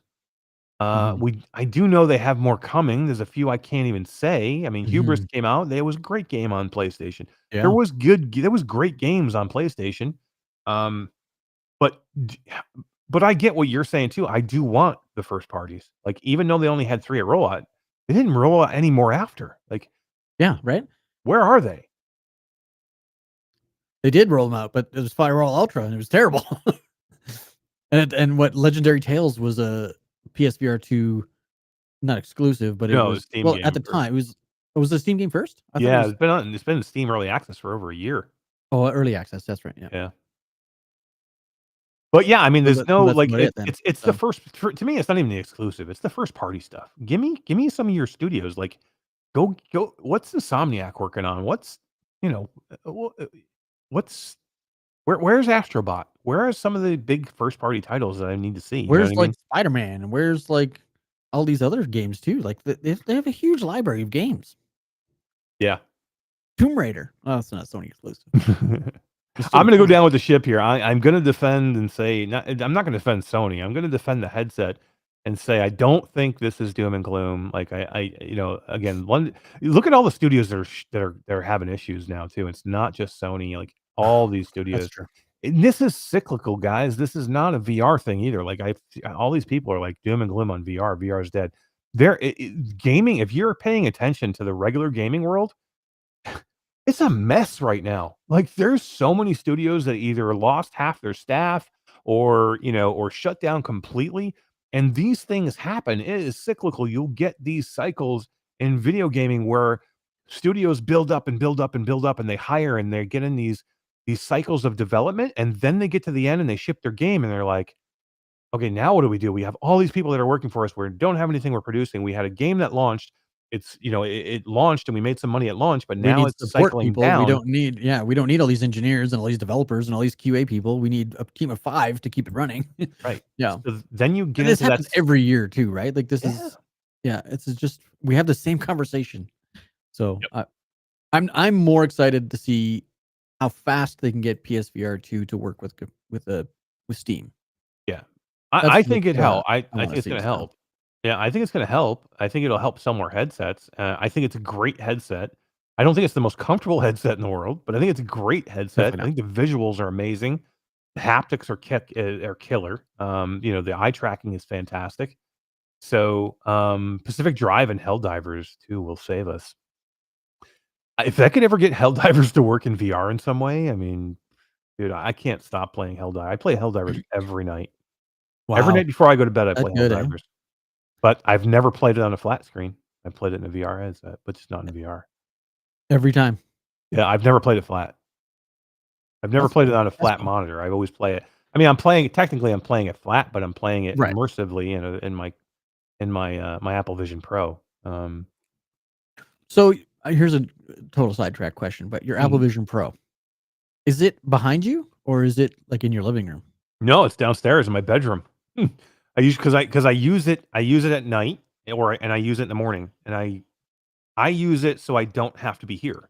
Like I love my studio and I love my setup, but I am literally here 20 hours 15 hours a day at least, because I'm here all the time. So for me now to have that freedom to be able to do what I do here somewhere else is fantastic. I love getting up in the morning. I get my coffee. I go out to my patio in the sun.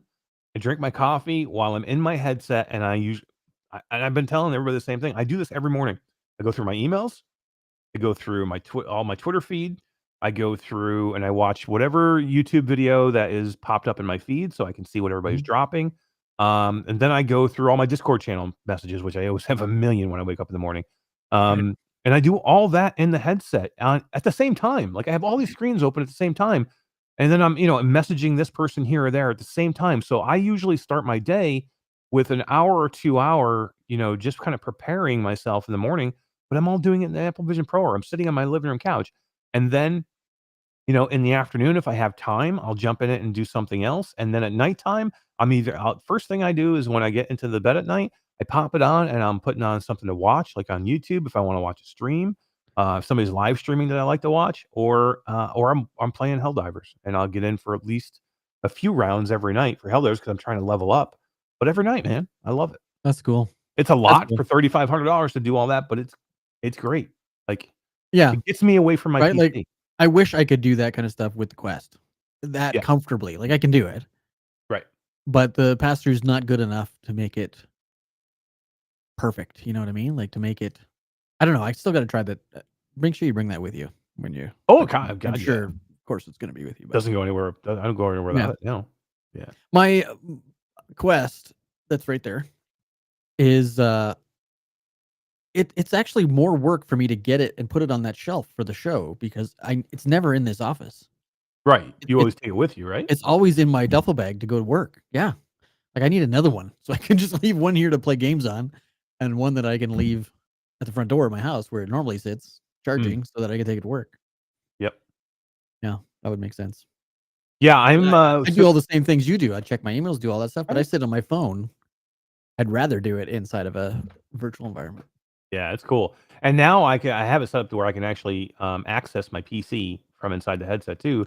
But I've been starting to do even a little bit more now with a couple of different programs that they have. The Moon thing that you were using Yeah. has did a big multi-monitor update recently, like Yeah. yesterday, I think. So. Moonwalk. Yep. Yeah. Yep. Yeah, they And, did. Syncing your MacBook actually is now multi-screen as well. Yeah, which was always like a thing of an issue That was because a when contention, yeah. because what happens is it just mirrors your MacBook. Yeah. If you look at it, it will just mirror. But it is a cool feature though. You can just if you have your MacBook open and it's on something, all you have to do is look at it with your headset on, and it absolutely just clicks over and it mirrors your MacBook in your headset. The problem was it only mirrored that monitor that you had on Right. your laptop. Now you can do that, and then you can add screens to it all over the place. So Yeah, that's great. That's great. Getting things done. Jay Dunn says he loves his Apple Vision Pro, and Hair Force One says, "I'm just so done hearing about it." I get it. You know what I mean? Like, people are like over. That's why, like, I've been of two minds of producing any content for it because everybody has, and like I know that people are getting kind of sick of it. But it doesn't change the fact that I think it's a good. It's a really good headset, and I've spent more. I'm a month in now, as I think it's about a month, and Almost. I have not lost any.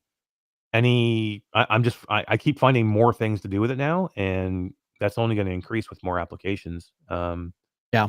So, yeah, I think It's fun to watch Brad's little adventures because he's been using it solely as his monitor, right? Like he doesn't have a monitor anymore. So, and he's figuring out all the techie crap that I would probably figure out to make it more efficient. Yeah. I enjoy watching his stuff. So. That's what's happening to me too, because I don't have a lot of time to do the deep dive on this stuff and figure a whole bunch of stuff out. I have figured some things out on my own and like just going through the motions of trying to work things out and trying different applications. But two people have been helping me out the most. Brad absolutely helps me out a ton, you know, just in watching his stuff or him passing stuff along. Mhm. And then Mike Newton, who doesn't even have one, but he's so plugged in. And the only reason he doesn't have one is because he has an issue with the opticals. There's because a of fix for that. Yeah, which I think he's going to get his Vision Pro now. Yeah, the Quest 3 lenses fit in the Apple Vision Pro. Yeah. Which I don't know how because I don't either. Like so the lenses small. aren't even. Yeah. But no, that's awesome. I mean, I think it's super cool. So that's cool. And they have Steam VR working now in the Apple Vision Pro. So very soon you're going to be able to play.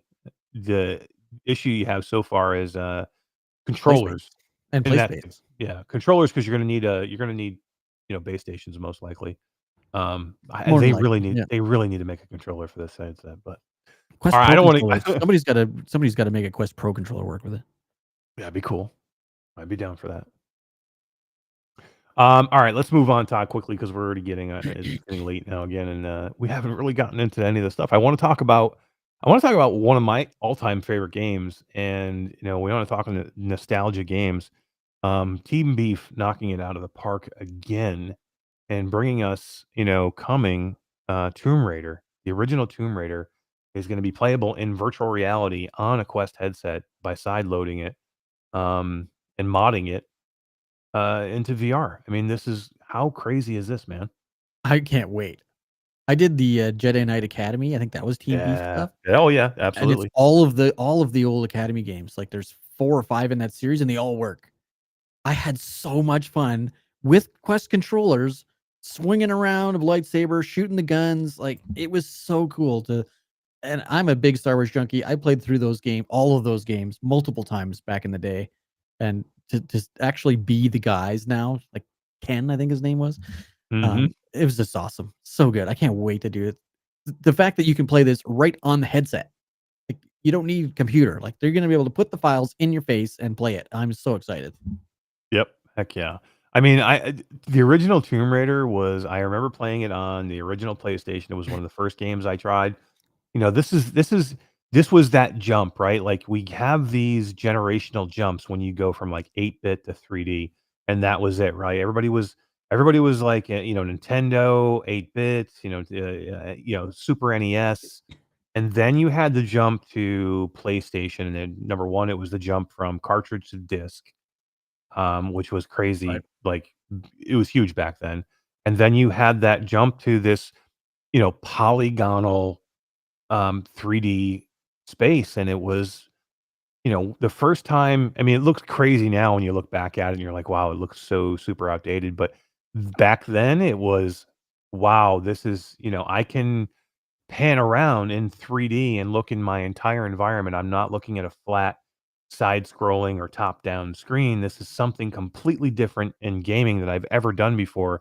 So just talking about this iconic game now coming into virtual reality, man, this is huge. And Team Beef knocks it out again, dude. These guys are amazing. It's crazy. I don't know.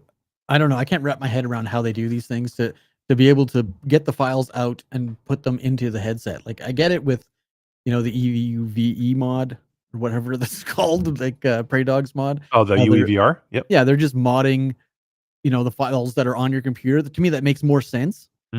But these guys at Team Beef, they just figure out ways to pull all the files out of the Steam games, slap them in a headset, and make it work. Like, it's crazy. Yeah.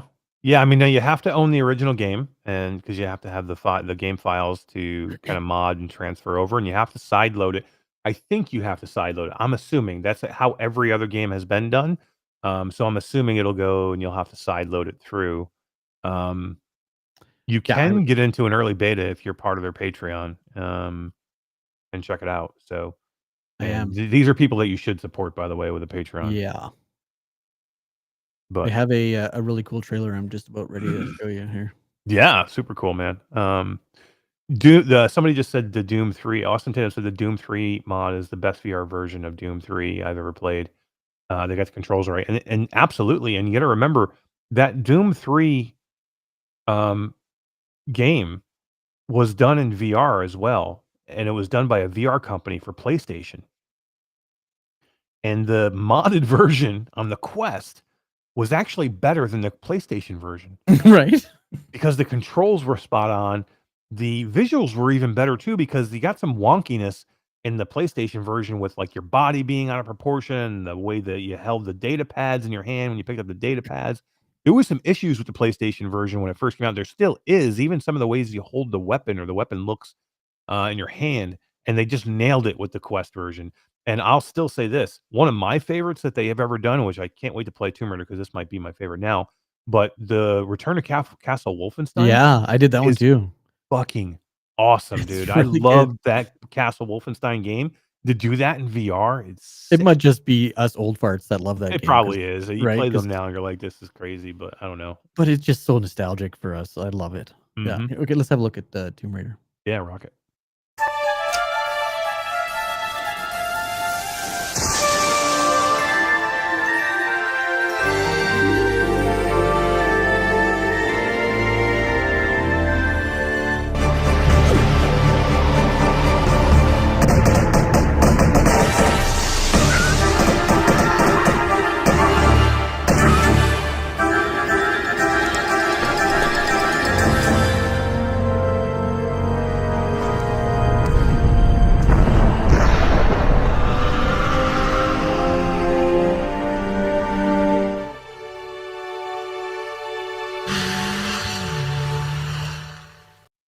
Beef Raider.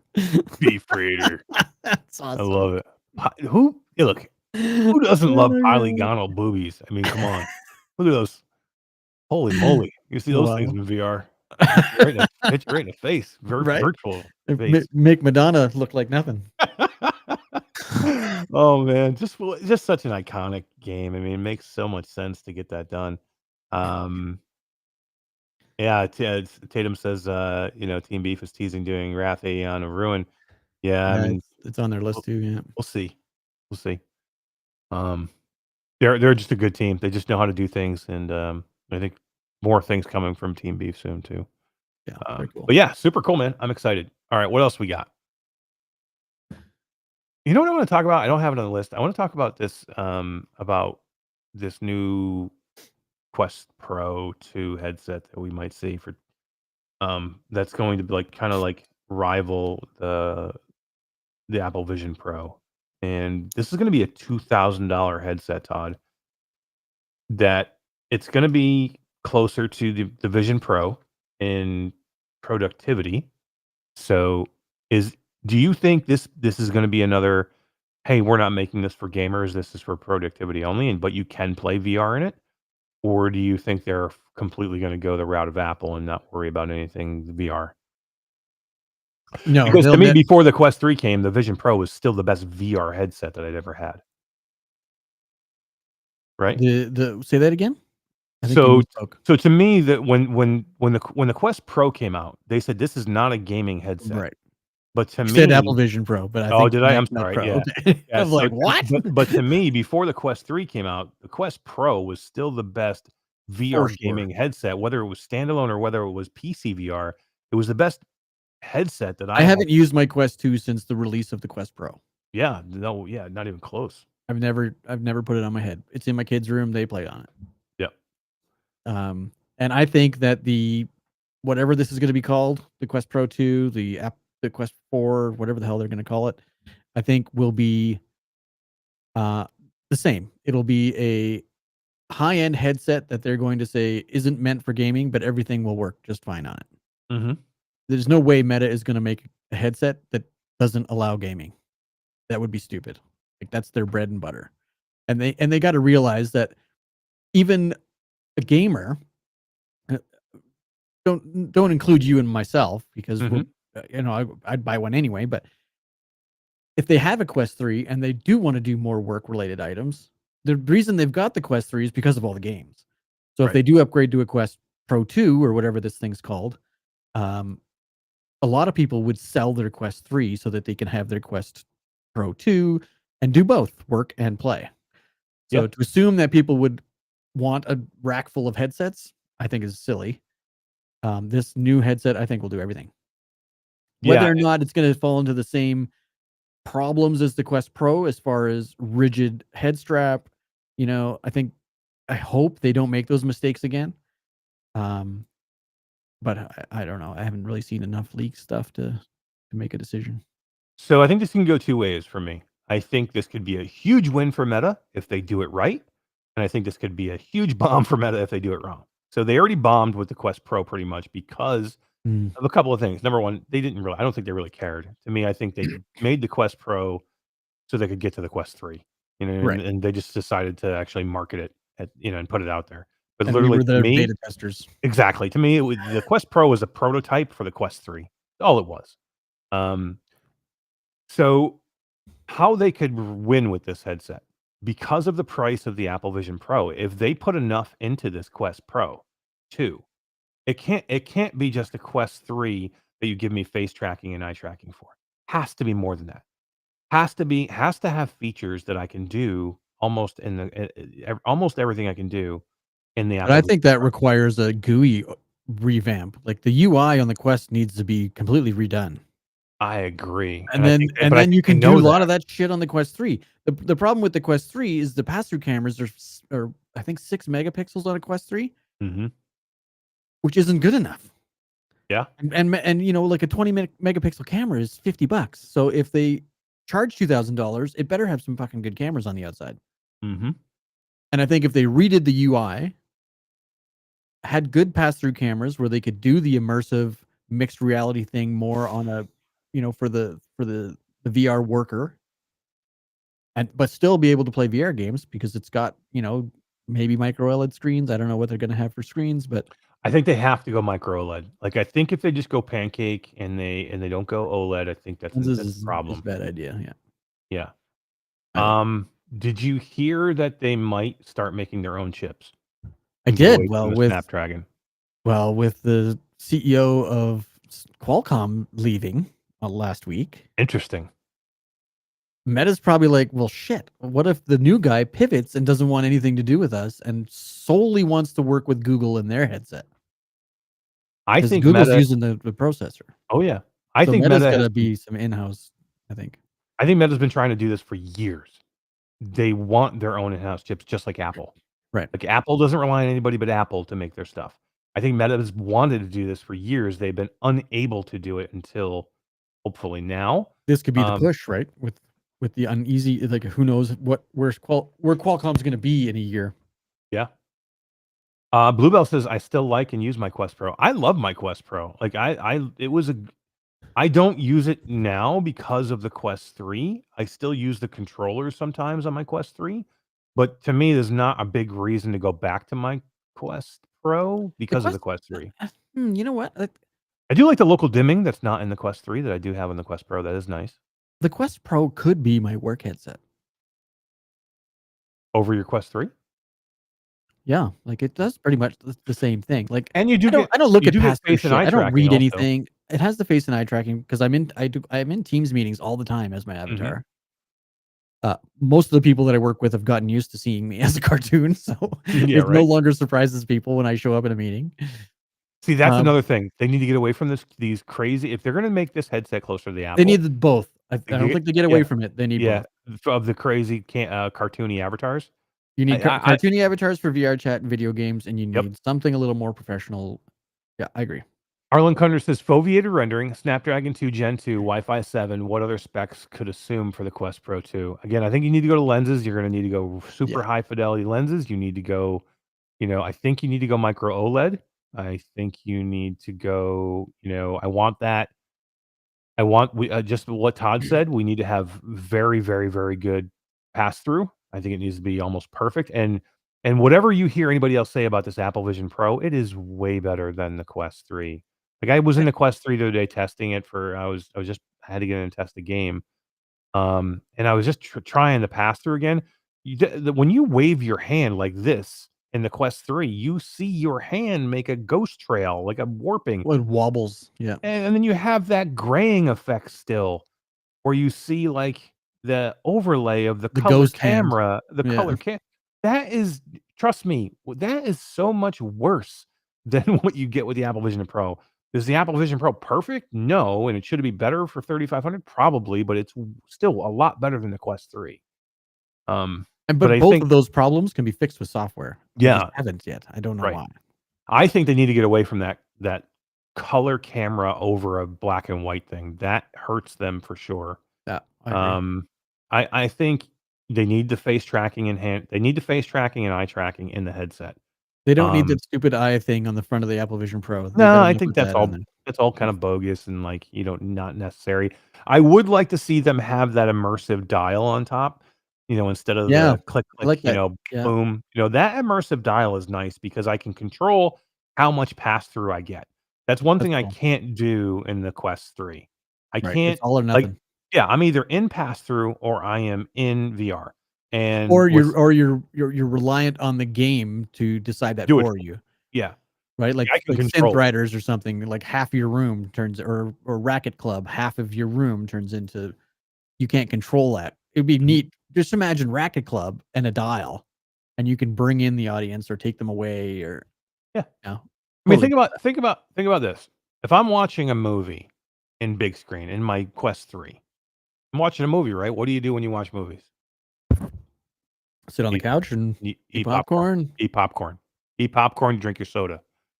I can be in pass-through and watching a movie on a 200-inch, 300-inch screen in front of me, and I can look down and I can have some mixed reality to where 3/4 of the room is covered in mixed reality where I'm sitting on like a desert landscape, but I can still see right around me where I'm sitting. And if I look down, I can see my lap.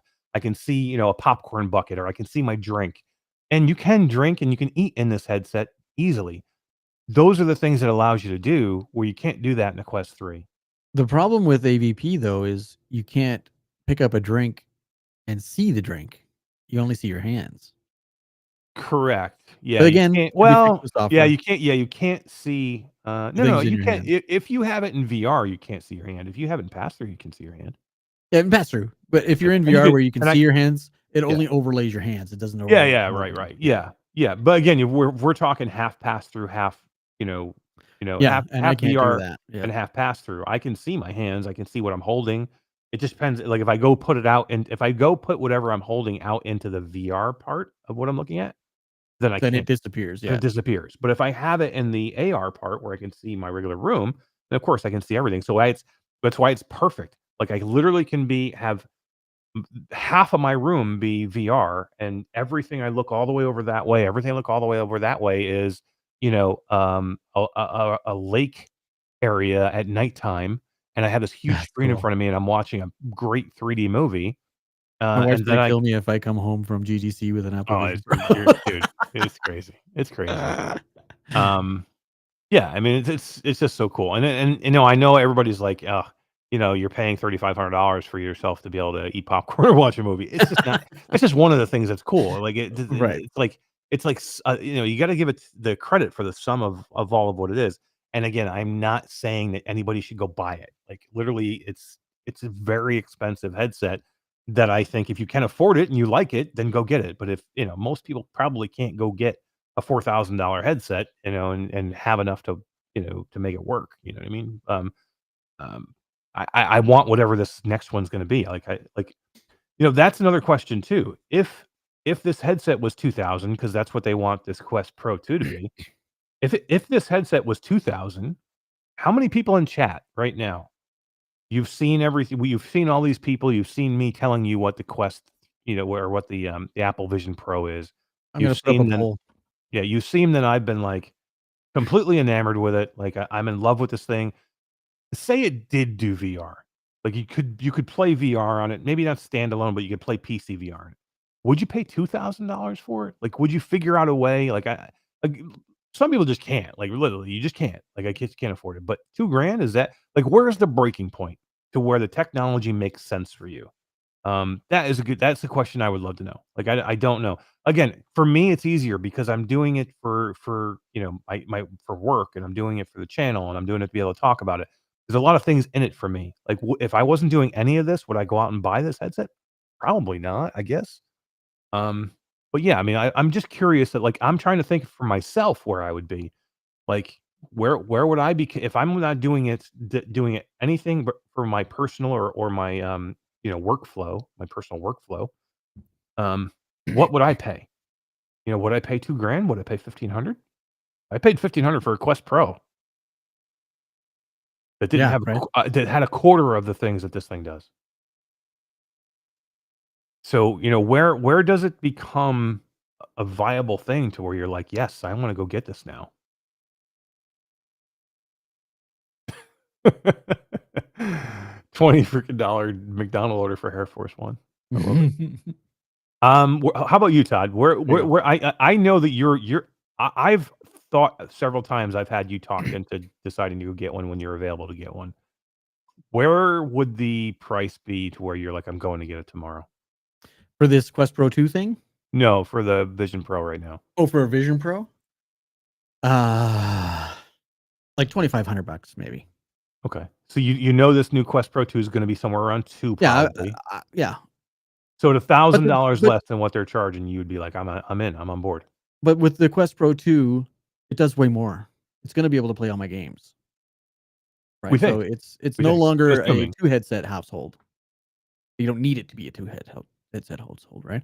Like it's no different than the Apple, what do they call it? The Apple environment, the Apple ecosystem.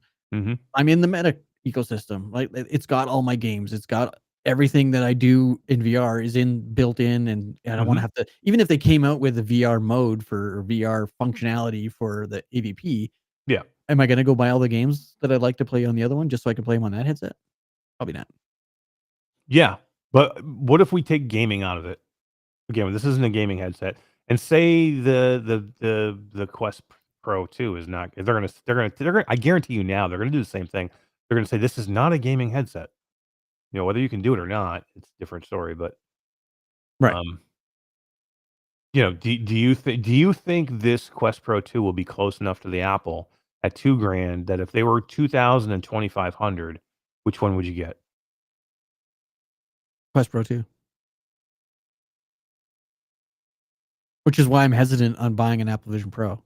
Because 8 months from now or 9 months from now, we might get an announcement of this new headset. And then what?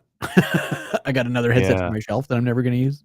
I think the better question is everybody start taking a poll in chat of if Todd will get the Apple Vision Pro, because I just have a feeling when you put this thing on your head and you get a chance to do what you normally do, but like I wonder if Immersed is going to be available by then. That'd be pretty sick. It'd be pretty sick if I could test that. Yeah. Yeah. But even not being able to do what you're going to be able to do in this headset when you see it, like I could see you being in San Francisco, checking this thing out, and you're like, I'm just going to go over to the Apple store. Like Scott, you could be like Scott from Combat Waffle, and I put this headset on him. I mean, literally, I put this on Scott, and then him and Proper D were like, "Can we go get him right now?" And we literally drove to an Apple store, and they bought him right there and then. That can happen. It could happen. My wife will kill me, but it could happen. Look, your wife's gonna kill you. I bought a $4,000 monitor when we left CES last year, so God damn. Happen. No, that was at PAX East or PAX West 2 years ago. PAX West. We've had these monitors for a while. Yeah, a couple years now. Sell this monitor. You don't even need a monitor anymore. You could be like Brad. Just sell this huge monstrosity of a monitor. Simplify your life. Go get the Apple Vision Pro. What would I put on my desk? Your MacBook. My MacBook. Oh my God. Can you imagine?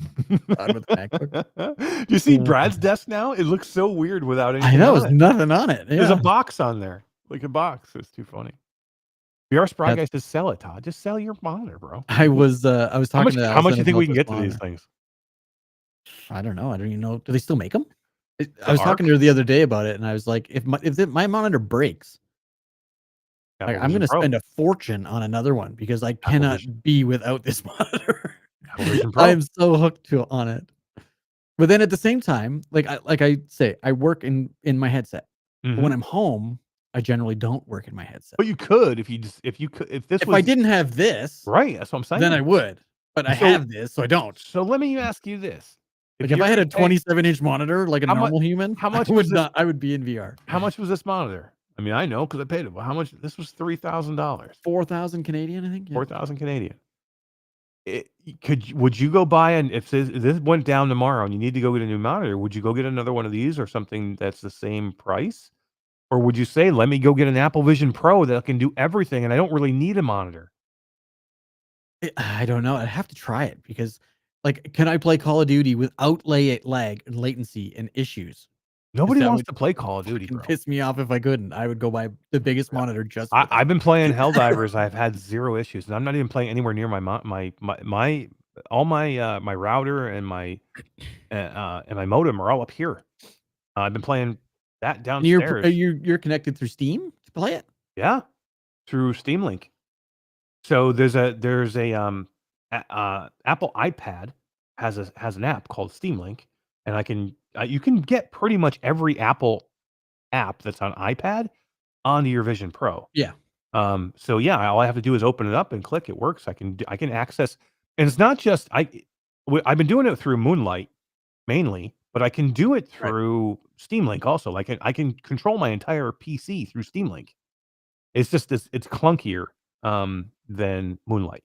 Moonlight's much easier, but I absolutely love Steam Link to go play my Steam games. I mean, it's crazy good with just. So I'm looking at the Best Buy, and they are still $3,990. Are these Samsung monitor arcs? They're still that much money?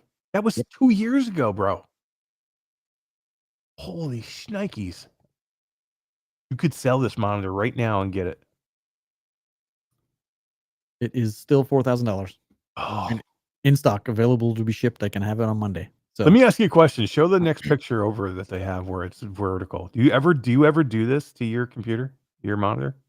No, and this was a selling feature. It was, and I never do it, dude.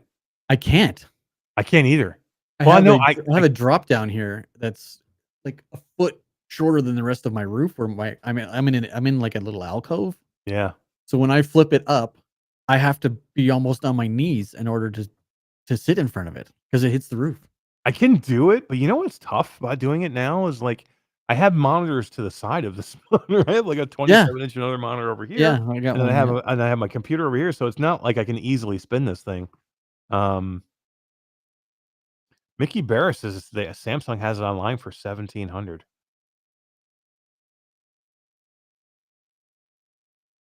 Oh, that's crazy. Why would it be That'd be much weird. less? Yeah.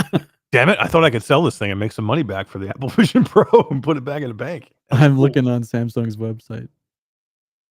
I do. This monitor is great. But unfortunately, I don't use it the way like to have it like vertical like that. It's super cool, but like I don't ever use it, so I don't know if it's like worth it for me. But I don't know. I didn't want to talk about Apple Vision Pro this much, but we ended up talking about it. But I'm more wanted to talk about it for the Quest Pro 2 thing because I am very interested in this, and it looks like it's coming in Q1 of 2025. We're going to see this headset. I think we'll see the Quest Lite this year, the Quest 3 Lite, and then we're going to see this Quest Pro 2 coming. And I'm just very curious as to what this headset looks like, and can it get close enough to the Apple Vision Pro to make Apple a little worried, you know what I mean, about whatever their next, version of the Apple Vision Pro will be. Right. To me, they got to get close enough. You can't just give me, if you just give me a Quest Pro, if you just give me a Quest Pro 2, that all it has over like the Quest 3 is you're going to put the eye tracking and face tracking back in. That's not enough. That's not enough. That's not enough. You need more. You need way more than that. And I think what you said is right. You need to change your entire UI system and the way it works, which is not easy because then you're working off the Android system at that point. And I don't know how much Meta can change that system, Todd. Yeah, that's a good question. I don't know that either, actually. They, I just put a link to it down in chat. I don't know what Brandon and Mickey. I don't know what monitor you're looking at, but it's $4,000 on Samsung's website too. There's a bunch of different ARC monitors, so make sure you're looking at the right ARC. Yeah, this is the Samsung Odyssey ARC. You can buy mine. I'll sell it for $35.99 right now. Save $500. Monster monitor. Sweet. All right, let's move on. Last topic. Where are we at, Todd? I don't even know where the hell we are, man. We hit them all, man. Did we hit them all? Yeah. Oh man, that's so cool. I love it. That's good news.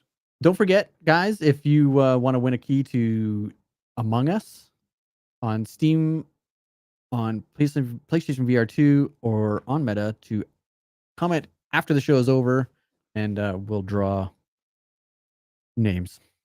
Nice. Yeah. Mickey says Samsung 55-inch Odyssey ARC 4K UHD Quantum Mini LED. Yeah, that's the one. I think that's the one. Give us the link. I want to see this thing.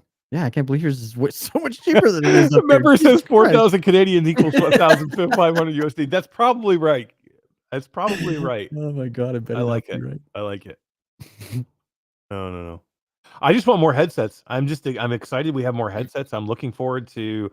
I want to see Google's new headset and see where that goes. I want to see, the Valve Deckard and whatever the hell that thing might be when they ever decide to release that. We have the visor coming at some point soon here. We've got Right. we've got And that could be my work solution. Yeah, Jesus. Yeah. I forgot about the visor. Mr. Lord Beavis says Amaze VR's Avenged Sevenfold concert is awesome, and that's one of the things you can do with the Apple Vision Pro. Is Amaze VR is standard. I think it's a standard Quest or Apple Vision Pro app that just comes with it. I haven't actually tried it yet. Cool. But yeah, I definitely should do that. Kubo92 wants Nintendo VR. That would be huge. As big as we said Apple coming into the VR space is huge. Nintendo would make news, yeah. Make news. It would blow the freaking top off. I think it would be bigger news than Apple going into, because for gaming anyway. I think it would be bigger news. Cool. All right, this was a cool show. I want to say thank you to Brandon Brandon from HTC coming in. Todd, we really do need to get him for a full episode. I'd love, because I wish we could have kept him for the whole time. I would have loved to hear what he thinks about this, what HTC think. I want to know what HTC thinks about this whole thing. Do we have a new headset coming from HTC that's going to be something like this?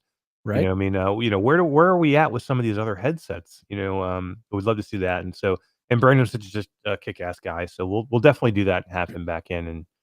And sure. Cat from Among Us and Schell Games. Schell Games is an awesome studio, dude. An OG awesome studio. They just know how to do it. They do it right. And love Among Us. And can't wait to do that live stream tomorrow. Come check me and Todd out. Todd, we haven't live streamed in a long time, bro. I know, right? That's crazy. Get back into we're gonna live stream tomorrow from my house. Yeah. And I hope it's not janky. So I haven't streamed live with OBS in since the summertime. So we'll see what happens. I'm hopeful, not Genki or janky. I practiced today and it all worked. So we'll see what happens. Yeah, so everybody come join us tomorrow at 5 p.m. Eastern Time, 2 p.m. Pacific for an amazing Among Us stream, and then we'll see where we go from there. I don't know if you'll see any virtual strangers coming up because Wes is just getting through some of those his family issues that he had to take care of. So I don't know if we'll see a virtual strangers, but I'm sure we'll get together for Crewcast on Monday, and then we have another kick-ass show next week, right before I head out to South by Southwest. So, yep, sounds good. All right, everybody, have a good night. Thanks for being here. We appreciate you. Bye-bye. Bye, guys.